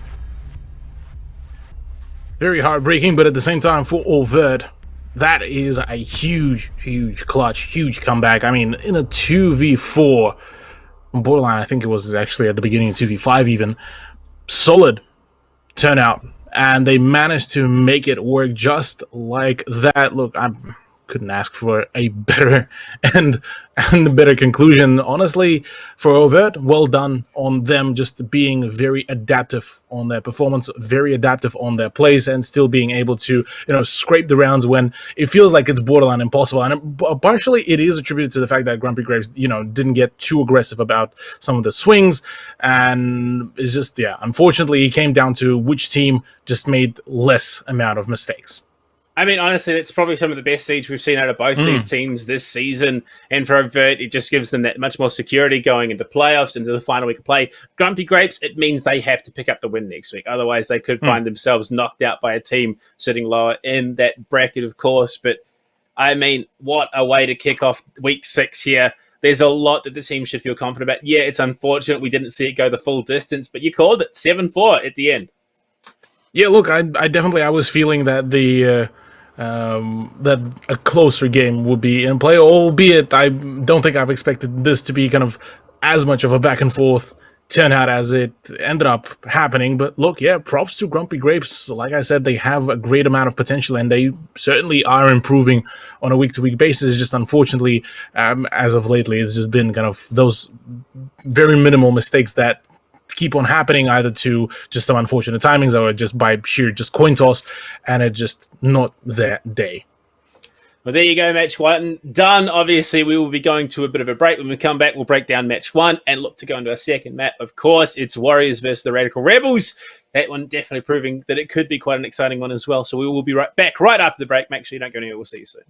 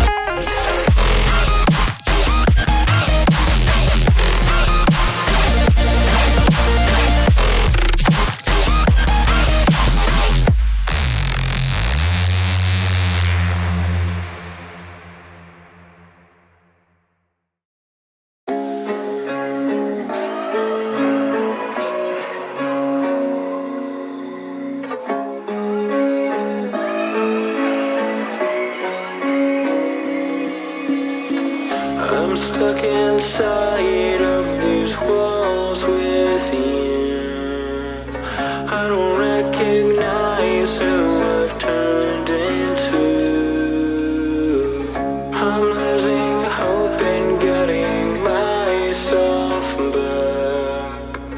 Everything around me is starting to turn black. Don't tell me you're hurt again. Tell me how wrong I am. Tell me how it's all my fault. Yeah, I've met my match again. Starting from scratch again. Where is the pleasure in all this pain? Don't you lie to me. Say it's all okay. When it feels like I'm drowning. I hate to say goodbye, but it's time to go. All I need is someone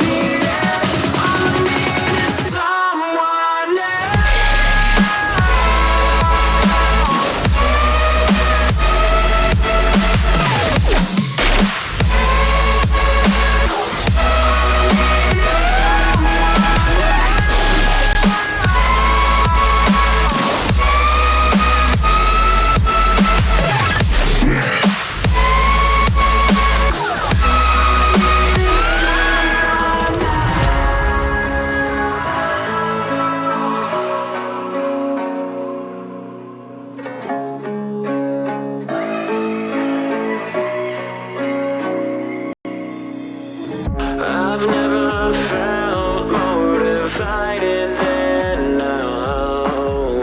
Every word that leaves your lips never means how it sounds. conquered the best of me. Could have just set me free. Games that you play are just sickening. And now I'm beside myself. No one your fucking hell. Let me just go. Let me just go.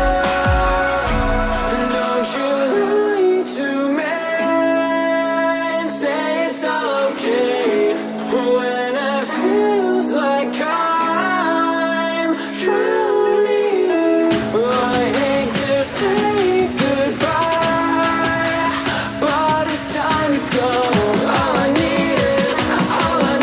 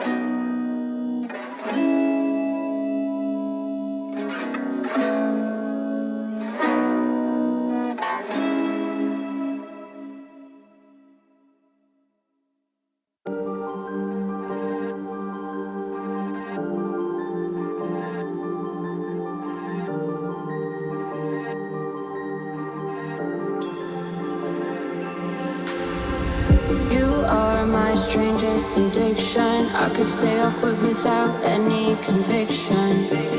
Broke my own heart this time for believing that a ghost could find a body alive that hasn't seen the other side.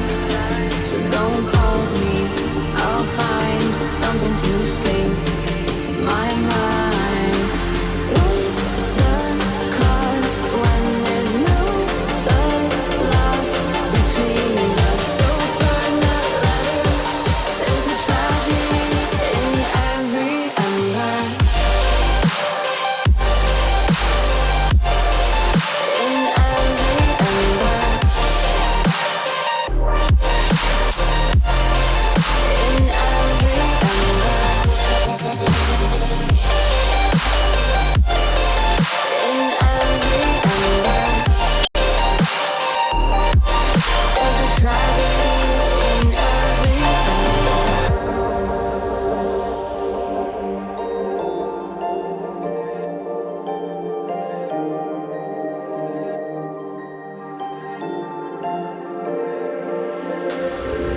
You are my strangest addiction. I could say I'll quit without any conviction. Broke my own heart this time for believing ghost could find a body alive that hasn't seen the other side. So don't call me, I'll find something to escape my mind.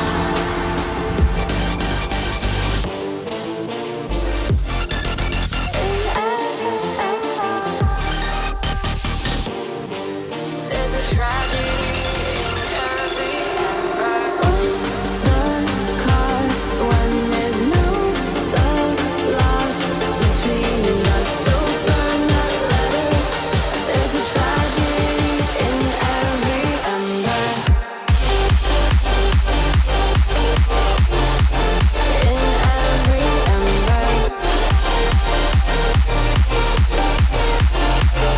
In every ember. In every ember. There's a tragedy in every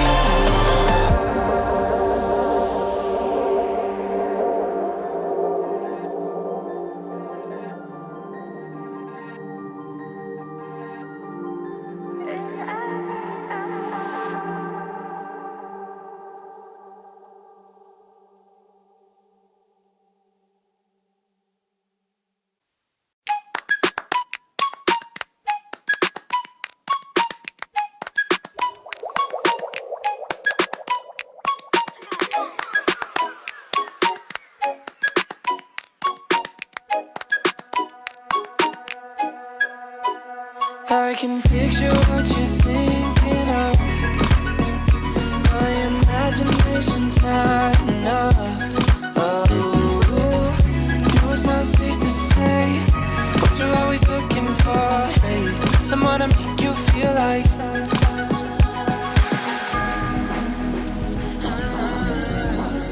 Don't wanna think of all the who's that you can pick and choose for.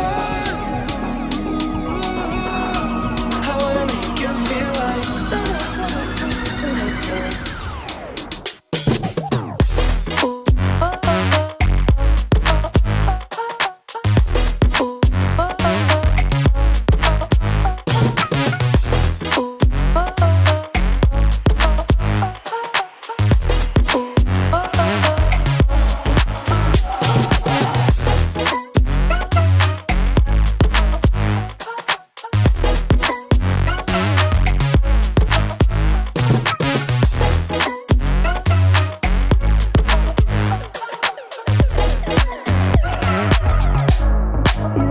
Talk about us like you want it. Stop talking like, ooh, we ain't lost it. You don't seem to know, ooh, you're on cruise control.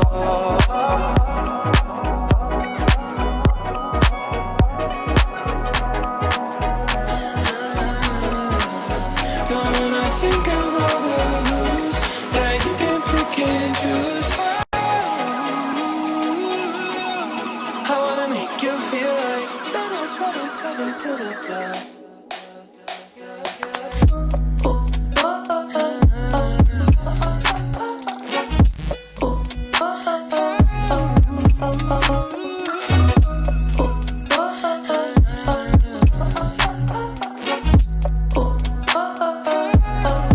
You talk about us like you want it. Talking like, ooh, we ain't lost it. You don't seem to know, ooh, you're on cruise control.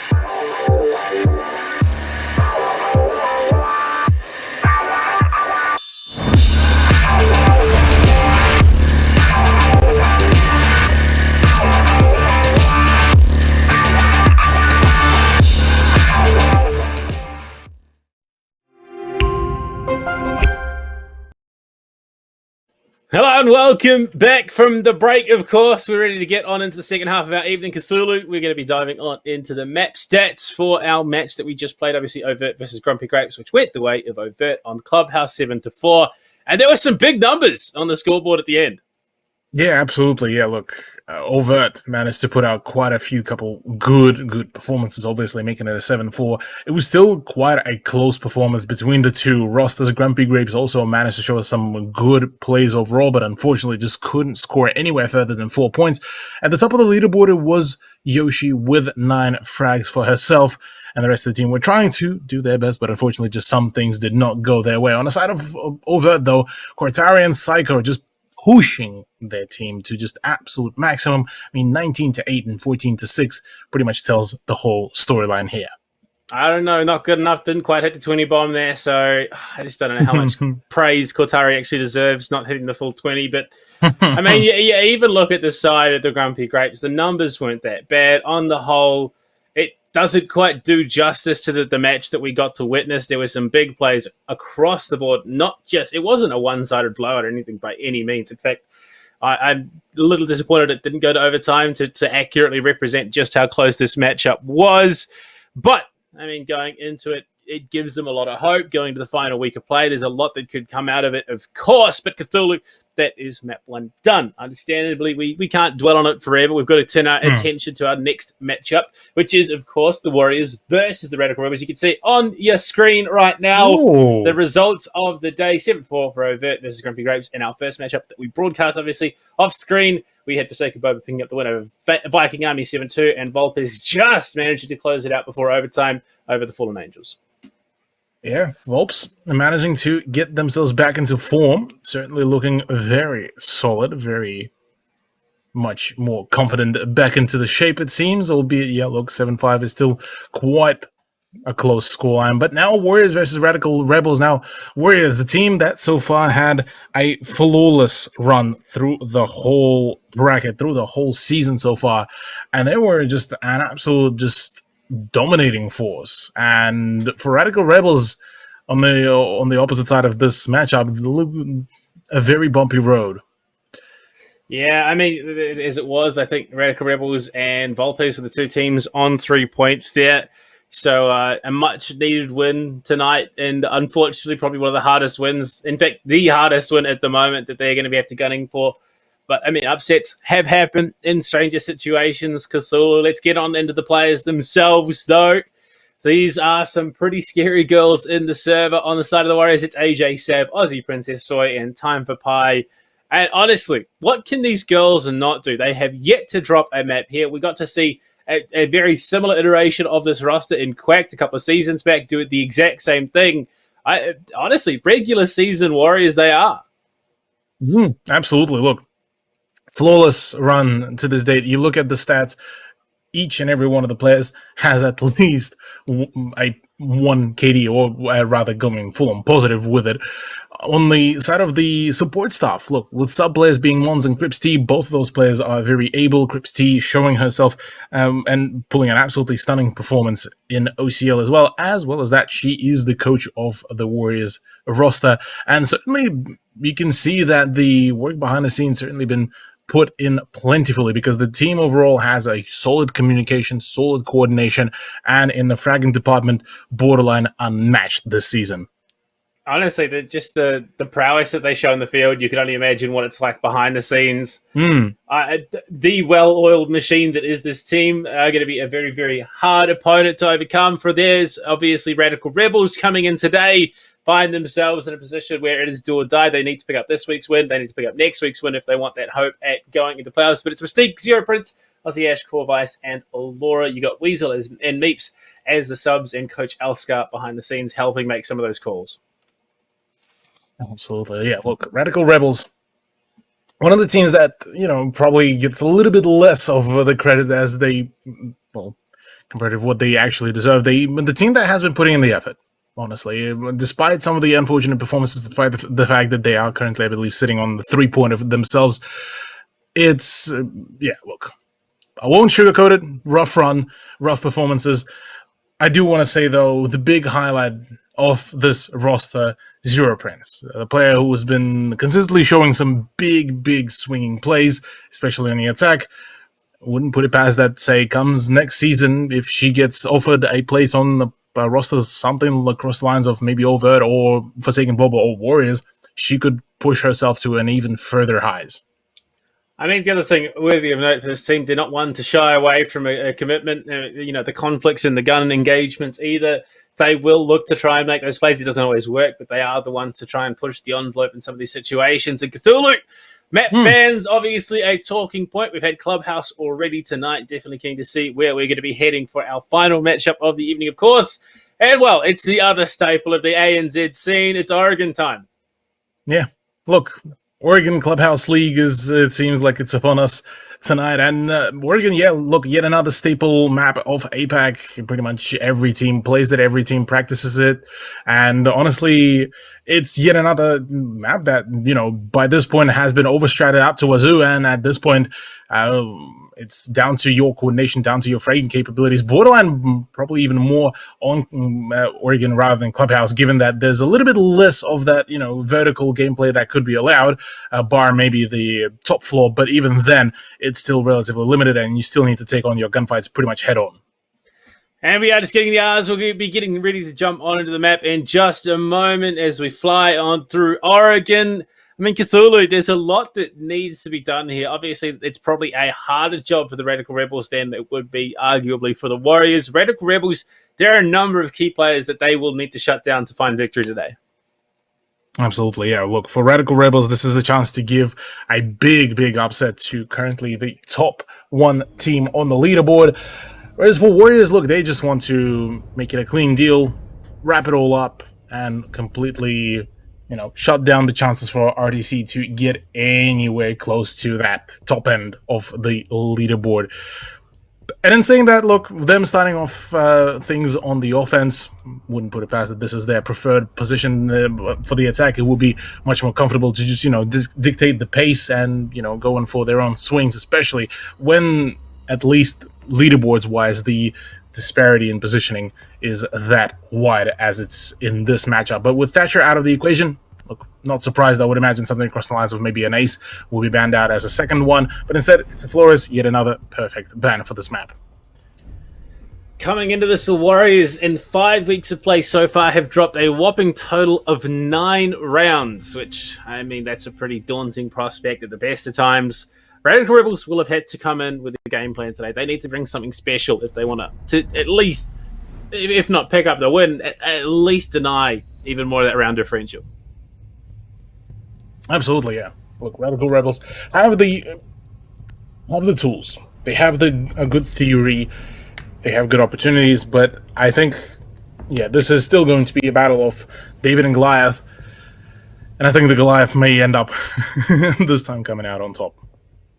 Definitely going to be a bit of a battle of attrition, especially through that first half with Radical Rebels on the defense. Warriors, no slouches on the attack. We can already start to see things taking shape here, and for the most part, it's exactly as you would be expecting. One of the big players, though, that I'm going to be looking to see have that huge impact that we know she can have. Time for Pi, round and round, time and time, map and map. She is one of the most consistently impactful players in this competition. Pretty sure it was Time for Pi who copped the most recent MVP award, if my memory serves me right. So, wouldn't put it past that second. Yeah, pardon me. Sorry, I got corrected by production. Serenity was the one who claimed the last one, but second to last one. Time for Pi definitely been putting up the numbers, so wouldn't put it past that this is kind of the time for Pi to reclaim the MVP spot, perhaps. But look, I gotta say, definitely the whole NZW roster has been just looking absolutely stunning in their performance, and wouldn't put it past that on Oregon, a map that, once again, so much frequently played, they will put out quite a dominant performance. On the side of RDC, look, I'm liking the setup. I'm liking the idea of bringing in the Chunker to be that area denial. You have the Aruni to deny some of the push, to drain a little bit more of that throwable utility, as well as that on top of that, the Jaeger the Malusi is there to slow things down, and the Cade to boot to ensure that you putting in at least one of your frag grenades to clear out some of those Cade charges, and from there on it should be pretty much straightforward. Well, time for pie this time. Not going to be the Zofia. Going to be sticking out Dokubi. The Dokubi. Oh, my lord. My tongue is sore. I don't know what I've done to it. I probably bit it. I'm a bit brain dead at the moment, so wouldn't be surprised. But, yeah, the Dokubi coming in for her. And you look at the setup, the way that NZ Warriors are approaching things. It's a bit spread, but it's one that could catch. They've cast a wide net for this offsite play. Ready, Soy, holding an angle in the big tower, ready to cut off any kind of rotations around the rotations by anyone either coming out of kitchen or coming out of the big tower. But it's Mystique to open up onto Sav. Now that is a big upsetting point, given that that is one of the two hard breaches, and that is the one to do it remotely. So that's a bit of an unfortunate one, but still Aussie is in play. Yeah, it's your primary hard breach on this side as well, especially for walk-in. It means that they now have to find some other avenue into the site, and it means there's just so much more that could go right here for the Radical Rebels. It's exactly what you're looking for here in round one of Origin. Absolutely. Some early advantages is something that will be absolutely perfect for Radical Rebels right now. Applying some early pressure, especially like you mentioned before, only 9 rounds were dropped, and that is, trading out that Gone 6 is definitely unfortunate, but Time for Pie opens up onto Zero Prince now. That is the full control of the attic, I believe. That's a big kill there. I mean, they were relying so heavily on Zero to try and deny that push in through Trophy, but the small opening allows the angle to be found. AJ full one, but it's traded back by Mystique again, who was having a high impact in this round already. Aussie taking some big damage there, getting shocked out as she tries to open the attic wall. Will back up, give herself a bit more breathing room, does sneak on through, but that is a huge chunk of her health gone. Exactly, with some of the angles now still being set up, all of the NZW players are still very much spread thin, so this is going to end up going down to all those 1v1 gunfights. But they've taken control of Pit. Alora has snuck back into the small dorms, looking for that angle. Soy might be able to contest it still, but look at that Aussie. She's just in. She's in the site. She could look to do some real damage. Cheeky plant attempt, but it's going to be shut down by Corvice. Time for Pie swinging on in, looking for some damage. But it's sort of find the follow-up kill. Mystique falls. Continued swing is not successful. As Corvice does shut it down. 20 seconds remaining in play, and it is down to Soy. She does have a drone, so can pop the Saria gate. But she hasn't got much time to work with. She's just going to full tank it, send on into the site, tucked in behind the bunks. Can she spot anything? No, she's not given any information. Swing on towards that opening in games, but is going to be shut down. Corvice with a massive round to kick Oregon off here for the Radical Rebels. Really good start here for Radical Rebels, kicking things off in their favor, and that was a really, really strong performance from them on this top side. And honestly, taking their gunfights whenever it was comfortable for them rather than taking it at the expense of their own comfort. Definitely, it's a solid start. Warriors, look, too many things went really wrong for them. Timings were not there. Too much health lost on breaching some of those caded walls, etc., etc. Just unfortunate mishaps upon unfortunate mishaps. And round 2 looking to possibly negate all the issues, but with Alora bringing in a cap can for kitchen dining hall, this is actually a site and the area that could be turned into an absolute maze, especially trying to navigate past some of the cap can devices. So could be a good choice, especially for just the sheer abundance of the doorways that could be abused by Capcan here. And pairing it with the Saria gates as well.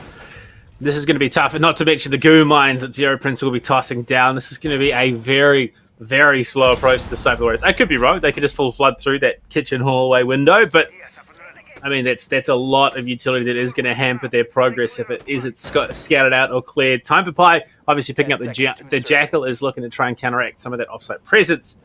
But, I mean, you got to hope the drone work is clean to find this trap setup that Radical Rebels are running. Attacker's objective is to locate a bomb and defuse it.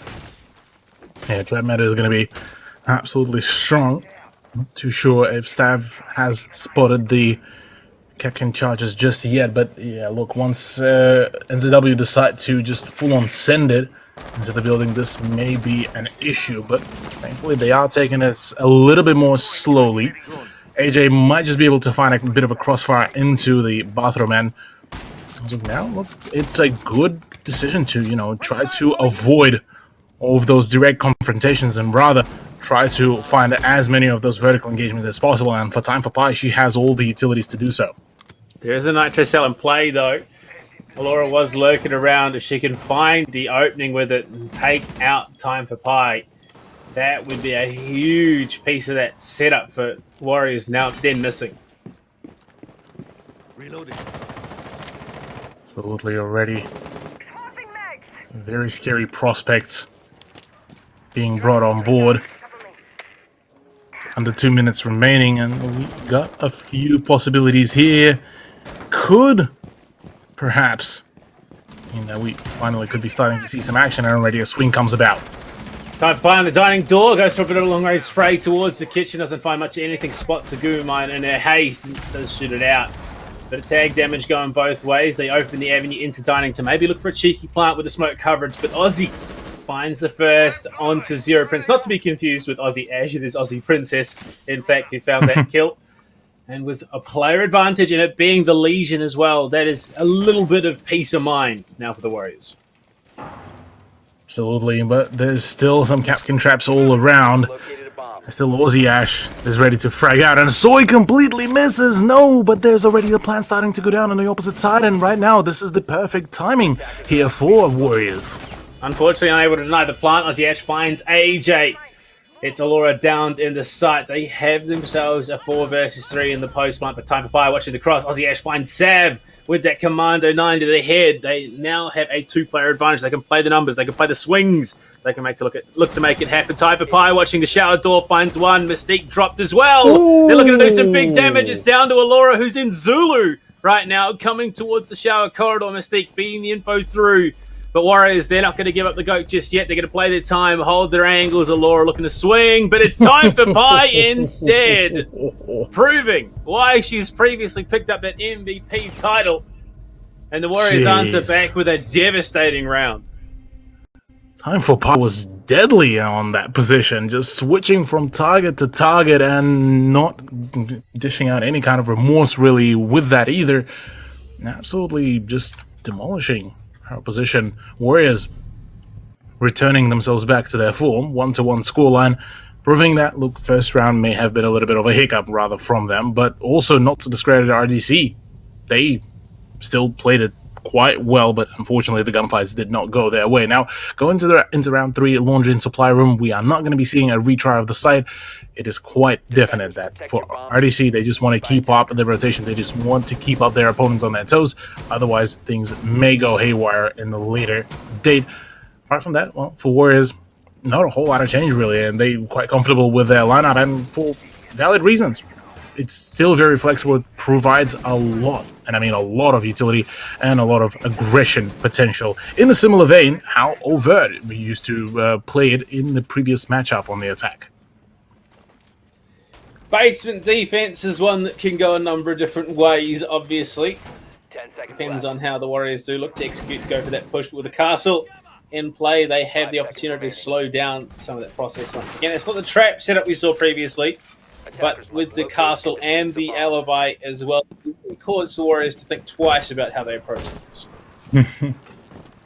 Sure will.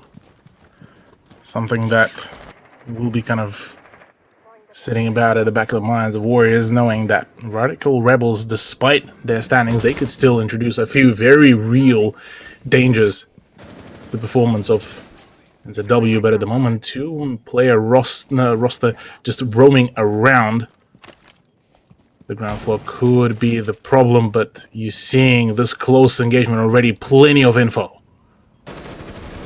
Looking to get themselves in with Time for Pi finding no, the first that's on a just unfair. Mystique. I mean, Mystique had a massive start in that first round, and unfortunately the last couple she's been stymied just a little bit. And Radical, they have Corvise in meeting, but she's got to get the hell out of Dodge. She's being scanned by the drone, hunted in fact.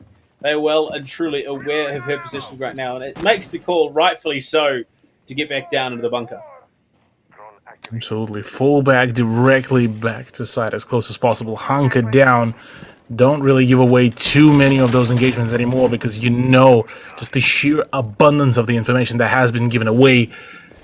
New Zealand Warriors are looking to bite at every inch that is being given away to them by Radical Rebels, and sure are, they are intending to put pressure on a multitude of angles. Pop goes the castle barricades. They now have that laundry option available to them. Soy just widening the number of opportunities available to the Warriors right now. And at 20 on the clock, they have that player advantage when Jaeger off the board. Mystique in that full 16 carbine. That would have been a key gun on holding off the attack.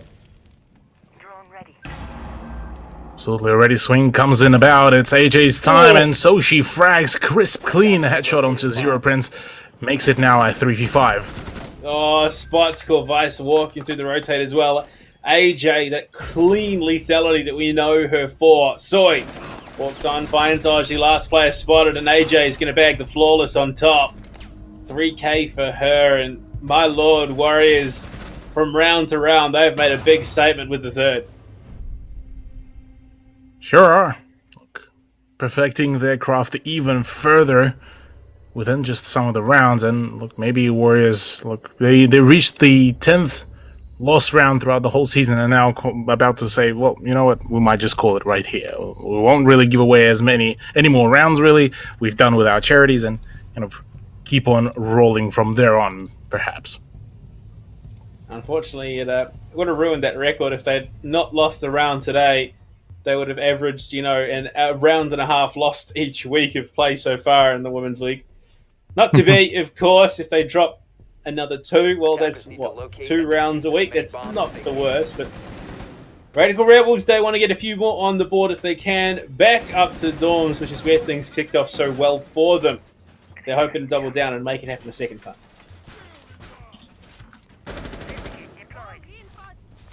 Well, this is the side that Radical Rebels were able to play down to a T, so we could possibly see that kind of being repeated here.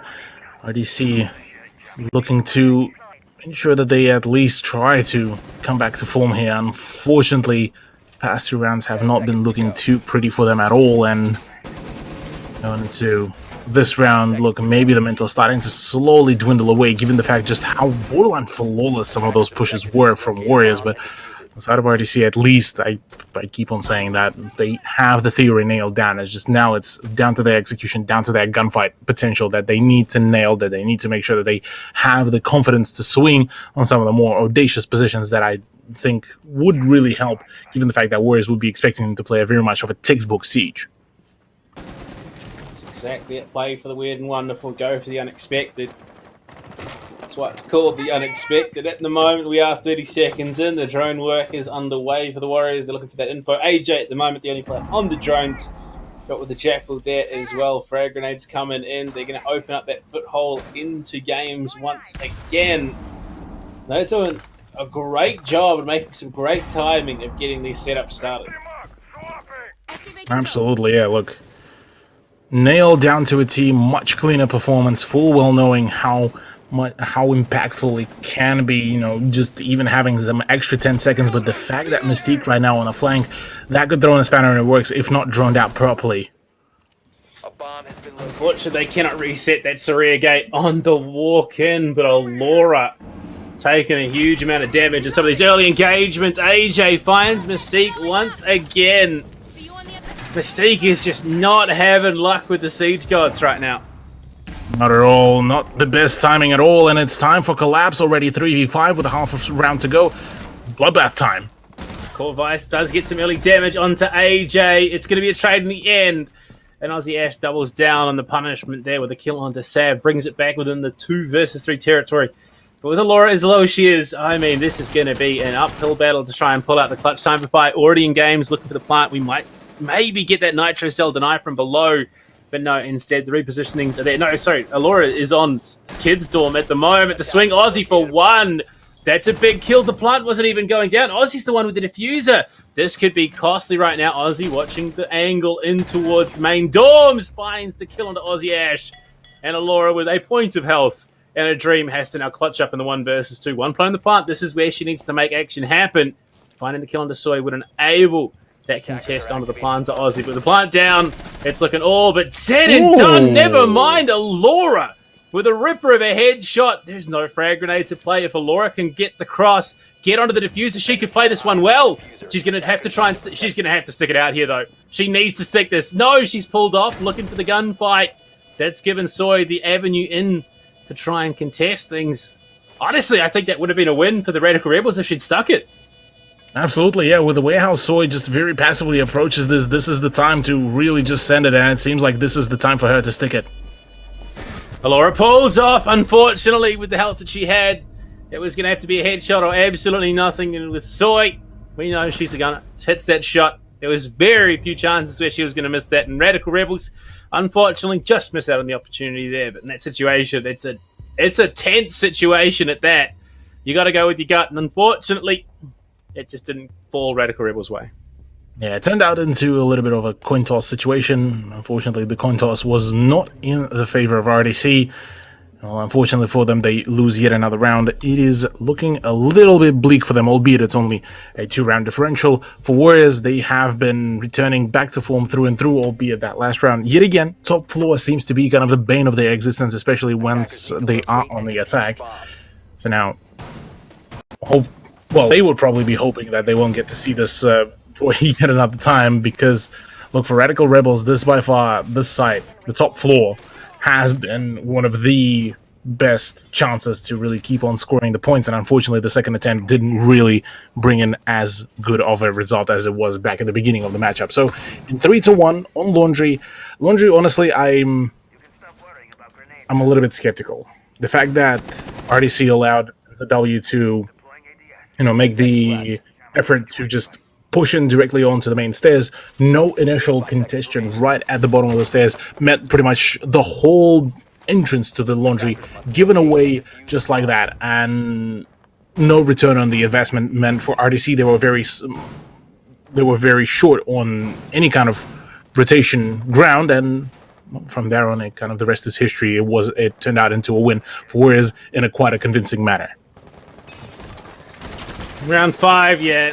Radical Rebels need to start stacking up some numbers. A 2-4 half is even quite, it's manageable even. But time for Pie straight on into the showers window. Looking to get the scan on through as they take control of this first floor. Castle spotted, of course it's Castle. That's the barricade that was set up at top freezer stairs. But, right now there's only so many avenues they have down into the site. So no New Zealand Warriors, good ground taken initially. But from here on out, they need to ramp it up. Absolutely. The rather more slower entrances into the building, albeit I say that, still 2 minutes to go, plenty of time to really go about it. Soy already has the angle set up at the stage, and Mystique is completely clueless about that position. No information gathering, and right now just playing off her guts. Soy pulling off that angle allows Mystique to go in for the swing, but completely misses out. No! Oh, that was such a coin toss play. Both players not quite aware of the opponent's positioning there. And unfortunately for Mystique, once again, she's the one to fall short. Soy shuts down the Jaeger. And from here, they take control of Freezer. Just look how much ground that single frag has opened up for the Warriors. Absolutely plentiful amount of ground already, bottom of the stairs in the Laundry. It's frag time for AJ Tiger and the rest of the team, just gathering so much information. They are ready and prepared to go in for the full send. Frag grenade unfortunately catches Pie's drone. A little bit of chip damage onto Zero, but it was about getting that shield out of the way over by the washing machines right now. Player in the storage cupboard, AJ prepping it. You can see just tucked it in the corner. ADS does eat it. No, no. You see the cross covered by time for Pie, shuts down Zero, and AJ walks on for another kill into the storage closet. Laura did take out Sab, so 2 versus 4, but Aussie's, Aussie's on the punt. AJ Tiger's watching. Core Vice to fall as well. Aussie Ash finds 1, but again, it's answered immediately. AJ Tiger picking up a 4th round here for the Warriors. Yeah. A rough time for RDC, being on the defense, doing their absolute best to try to stay afloat, but unfortunately their best is just can't seem to measure up against the Warriors' performance. 4-1 scoreline. They haven't really decided to go to the top side, which once again was one of the better ones to perform, albeit, kitchen dining hall, they've tried to perform it, but in a 2v4, Time for Pi was just a little bit too ballistic there and couldn't really be measured to just anyone from RDC's roster. Now, the introduction of Amaru is an interesting one, given the fact that usually we would see Amaru players just flat out just send it straight to site and then just kind of call it a day. In the context of this very site, I'm not even too sure where would you want to, into security, apply 100%. her utility. No, but well, yeah, it's either security or I'm assuming you try to take a quick take of the meeting room, rappel straight away through the hatch into attic, take control of vertical, and then from there maybe make a play. But I would again, just that send it seems into kids' dorms borderline. even. Or maybe send it into kids' dorms, but all of that, yeah, still seems rather too convoluted and too complicated for just a borderline simple task. I mean, they've got the Ying as well. They've got the Lion. I think this round Yeah, this is a going to full be send, I think. all gut feeling, no thinking whatsoever for the Warriors. They just want to play this one entirely off, the reaction time. And as they look to get themselves on into it, round 6, the final round of the half underway. The Lion Ying Amaru combo could be a pretty potent one. Deadly, for the lack of a better word. Could be absolutely devastating once all of that utility starts collapsing altogether. Yeah, she's going AJ is making security. the entry. Yeah. She's going for the security hatch. Lion scan out.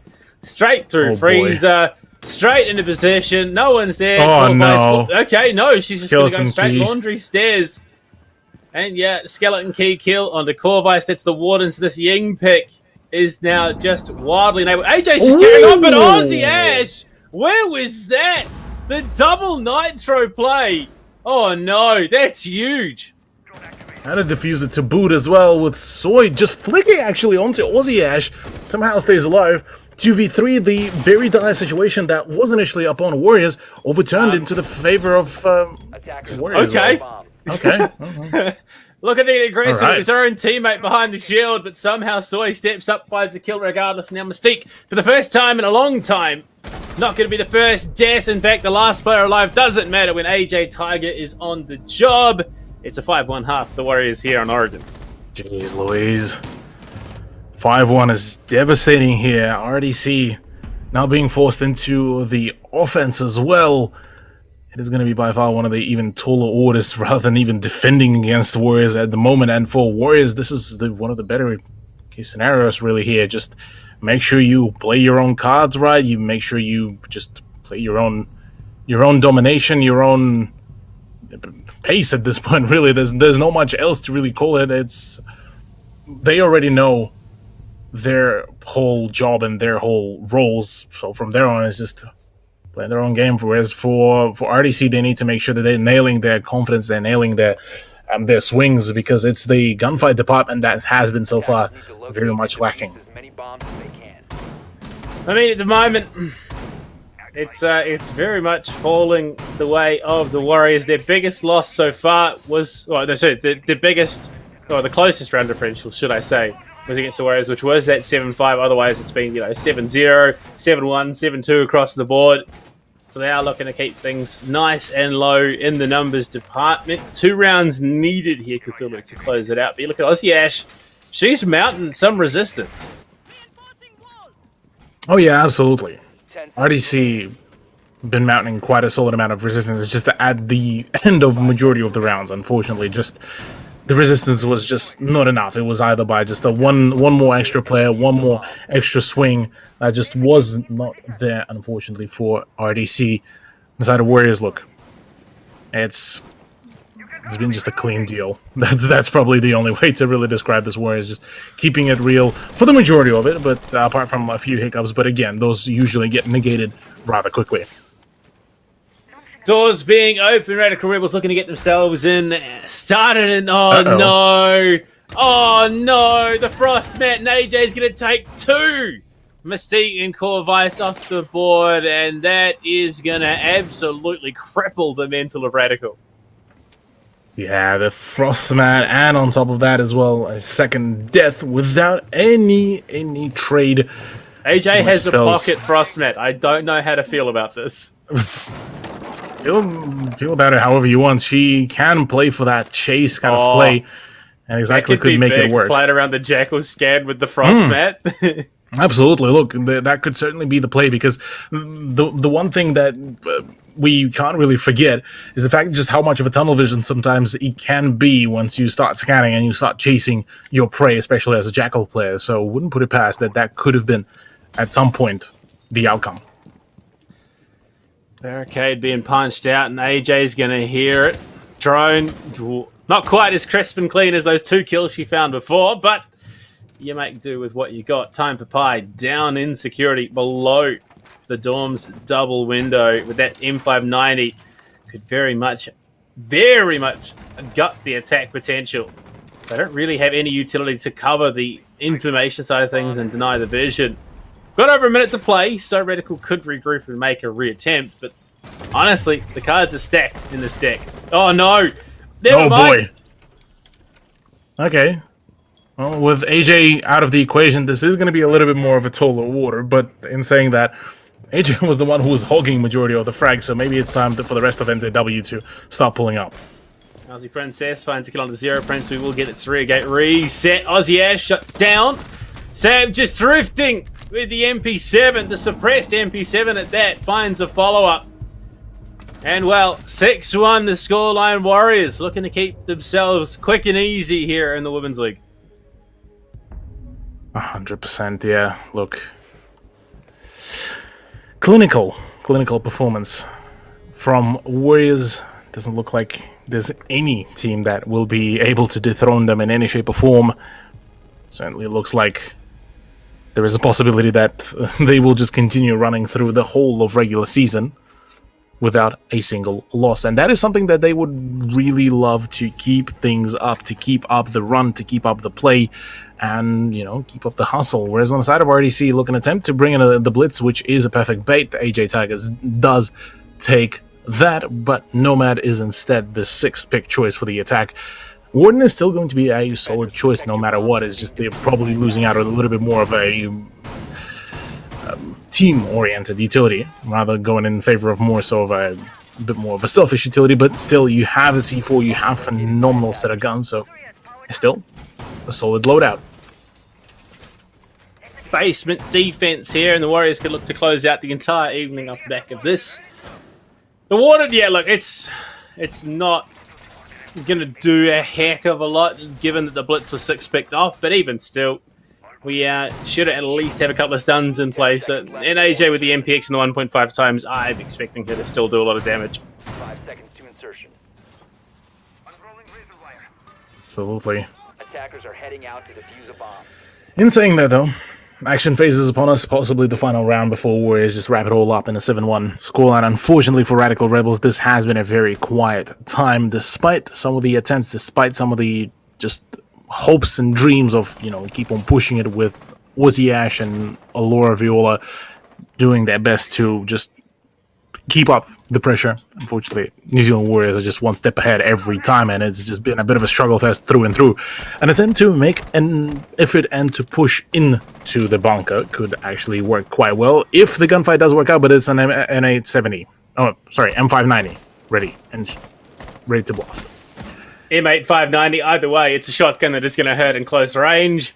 AJ looking for a slightly more aggressive approach to things here. No smoke, so it's going to be down to the stun. Shotgun doesn't quite go the distance. And unfortunately, the frag grenade follows her, but time for Pi.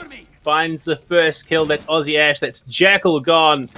And that is a huge piece of the puzzle removed for the Radical Rebels, and that's an even bigger one. 0 Prince falling, and now look at this crossfire set up onto the bunker.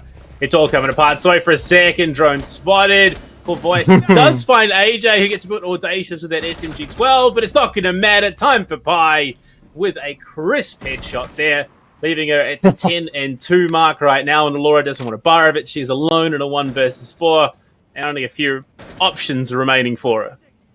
Yeah, with runouts now being absolutely plentiful, she has an inkling about one of the gunfights, but can she even take that? No, well, it's a little bit of a fallback. Caught with the pants down, so that's out of the equation. 1v3 with a minute 20 to go. Look, workable, very much workable. So if she can isolate the next 3 more gunfights into 1v1s, certainly a solid ground for that, and has still the ace charges, so could certainly open up a few avenues, but with Time for Pi hunting and hounding her opponents, as she's been throughout the whole matchup, I certainly will be still quite scared. Yeah, I mean, honestly, there's no need for them to get overtly aggressive here. They can just bide their time. There's a barricade on the laundry stairs, meaning that there will be information now after Allura having shot it out.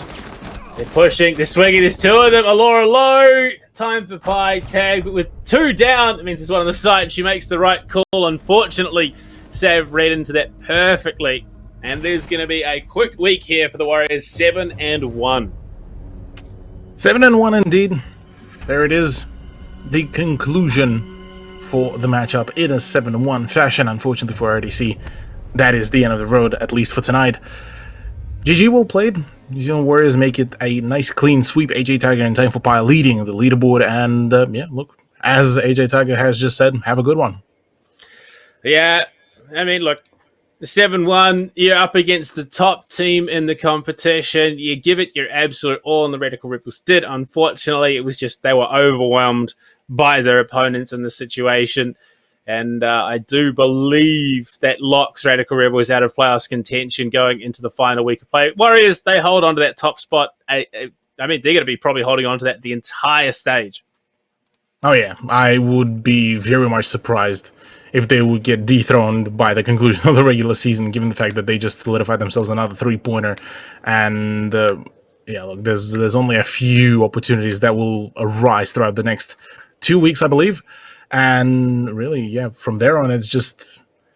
It could be an interesting turnout if we would see New Zealand Warriors lose out one of their matchups, but even then, it looks like at the moment, not a single team will be able to contest them.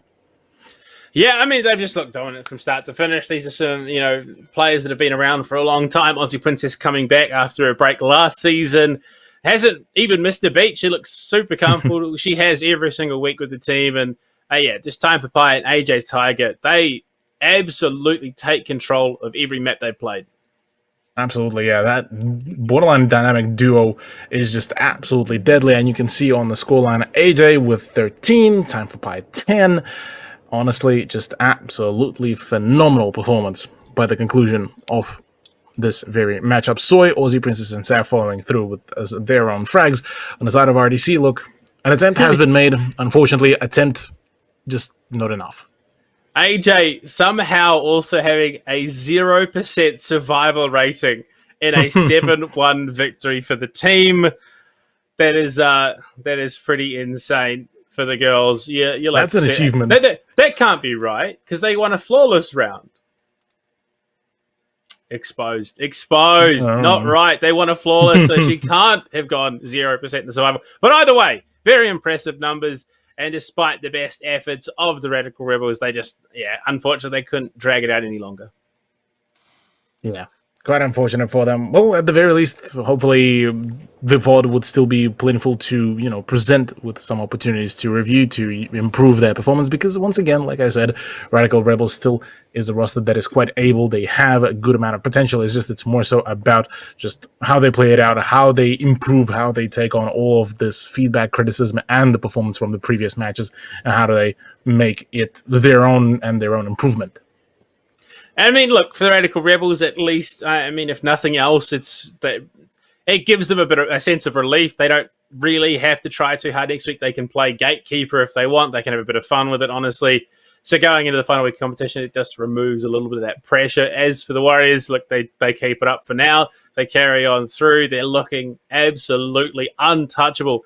And in fact, they will be. There is no way that I believe they lose first place. Yeah, they won't because they got the head-to-head. Mm-hmm. And as we have a look at our standings, obviously we'll get that up on the screen for you guys as well. And yeah, Warriors unable to be knocked off that pedestal in first place going into the final week of play. Oh, yeah, there we go. 18-pointer locked in. Absolutely stunning. Stunning performance, stunning turnout. And look, gotta say, Forsaken Boba might just be able to maybe contest with them during the playoffs, but that is just as far as it goes overt. With the 12th, Viking Army on 9, still that two positions tiebreaker is in play, which could mean quite a lot of things there for that wrap-up of that top 4 bracket. But I gotta say, I've been genuinely impressed with what Grumpy Grapes were able to show us today on the main stream, and certainly quite curious what could they bring for the remaining few more days. Okay, so just looking at the standings, it comes down to round differential first in terms of the tiebreaker, which means, unfortunately, Volpez can no longer make playoffs. It is down to Viking Army and Grumpy Grapes to see who takes that 4th position, which is pretty huge, if I'm being perfectly honest. Yeah, look, Volpez were definitely one of the teams at the beginning of the season that we were looking at that we were quite keen to see perform, and they were certainly quite a promising roster. Unfortunately for them, just things did not really work out. Some unfortunate misreads, unfortunate just things that happened during the matches led to their 6th position at the moment. And yeah, look, unfortunately, it looked out of their chances, looked out of their positions.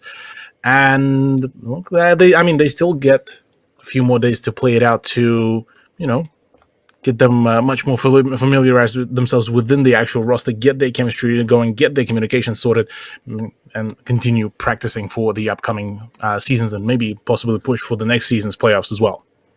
Yeah, and my comment there from Aussie Princess in the chat, team is full of kill hogs.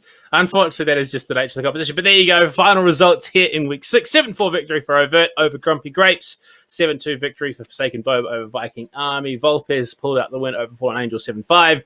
And Warriors closed things out, trying to get us back on time with a 7-1 victory over the Radical Rebels. Now going to the final week of play. It is down to that 4th position. Who takes that spot going into playoffs? So it means that Grumpy Grapes and Viking Army have a hell of a week coming up for them. And Cthulhu, Warriors locked in for first. You love to see it. They've come in. They've made a name for themselves in the Women's League. That honestly, it's great to see them in siege, and it's great to see them thriving. Absolutely, yes. Look, Warriors certainly came in storming within this season, and it's been absolutely a pleasure watching them perform and watching them just absolutely barely skip a beat, honestly. And it's something that I think we kind of missed ever since the whole departure of Elevate, ever since that whole dominant force, borderline kind of almost like a villain story that has been producing itself. It's finally back here in the Women's League. Yeah, and looking forward to the final week of play. It's definitely going to be making an interesting appearance next week. Of course, Cthulhu and I will be back to cover that one. But for now, here in week 6, we're done. We're dusted. We're ready to sign off for the evening. So until next week, we'll see you then. Powered by AMD 3rd Gen Ryzen processors, the ROG Strix B550F gaming Wi-Fi provides first-class gaming features and style. The B550F Wi-Fi features a robust 12+2 DRMOS-teamed Power Stage VRM design with high-quality alloy chokes and durable capacitors to provide reliable power for the latest high-core count AMD CPUs. Fanless VRM and chipset heatsinks with our StatCool 3+ design keep your system running reliably under heavy load by enhancing passive cooling capacity for critical onboard components. For the best gaming connectivity, you get Wi-Fi 6, Bluetooth 5.1, and 2.5 gigabit LAN with Asus LAN Guard. You also get dual M.2 NVMe SSD slots, one with PCIe 4.0x4 connectivity, plus a USB 3.2 Gen 2 Type-C port and Thunderbolt 3 header. Our pre-mounted I/O shield makes installation a breeze, and with USB BIOS flashback technology, your system's firmware can be updated for next-gen CPUs using nothing more than a PSU and a USB flash drive. A pristine Supreme FX S1220A codec with DTS Sound Unbound and Sonic Studio 3 draws you deeper into the action. Communicate clearly with Asus AI noise-canceling mic technology. Asus exclusive Aura Sync RGB lighting, including 2 RGB headers plus 1 Gen 2 addressable RGB header, let you make your PC's lighting uniquely yours. ROG Strix motherboards undergo an extensive certification program to ensure the very best compatibility with the widest range of components and devices. For a smooth build process, refer to our list of guaranteed compatible components. Ascend to next gen with the ROG Strix B550F gaming Wi-Fi.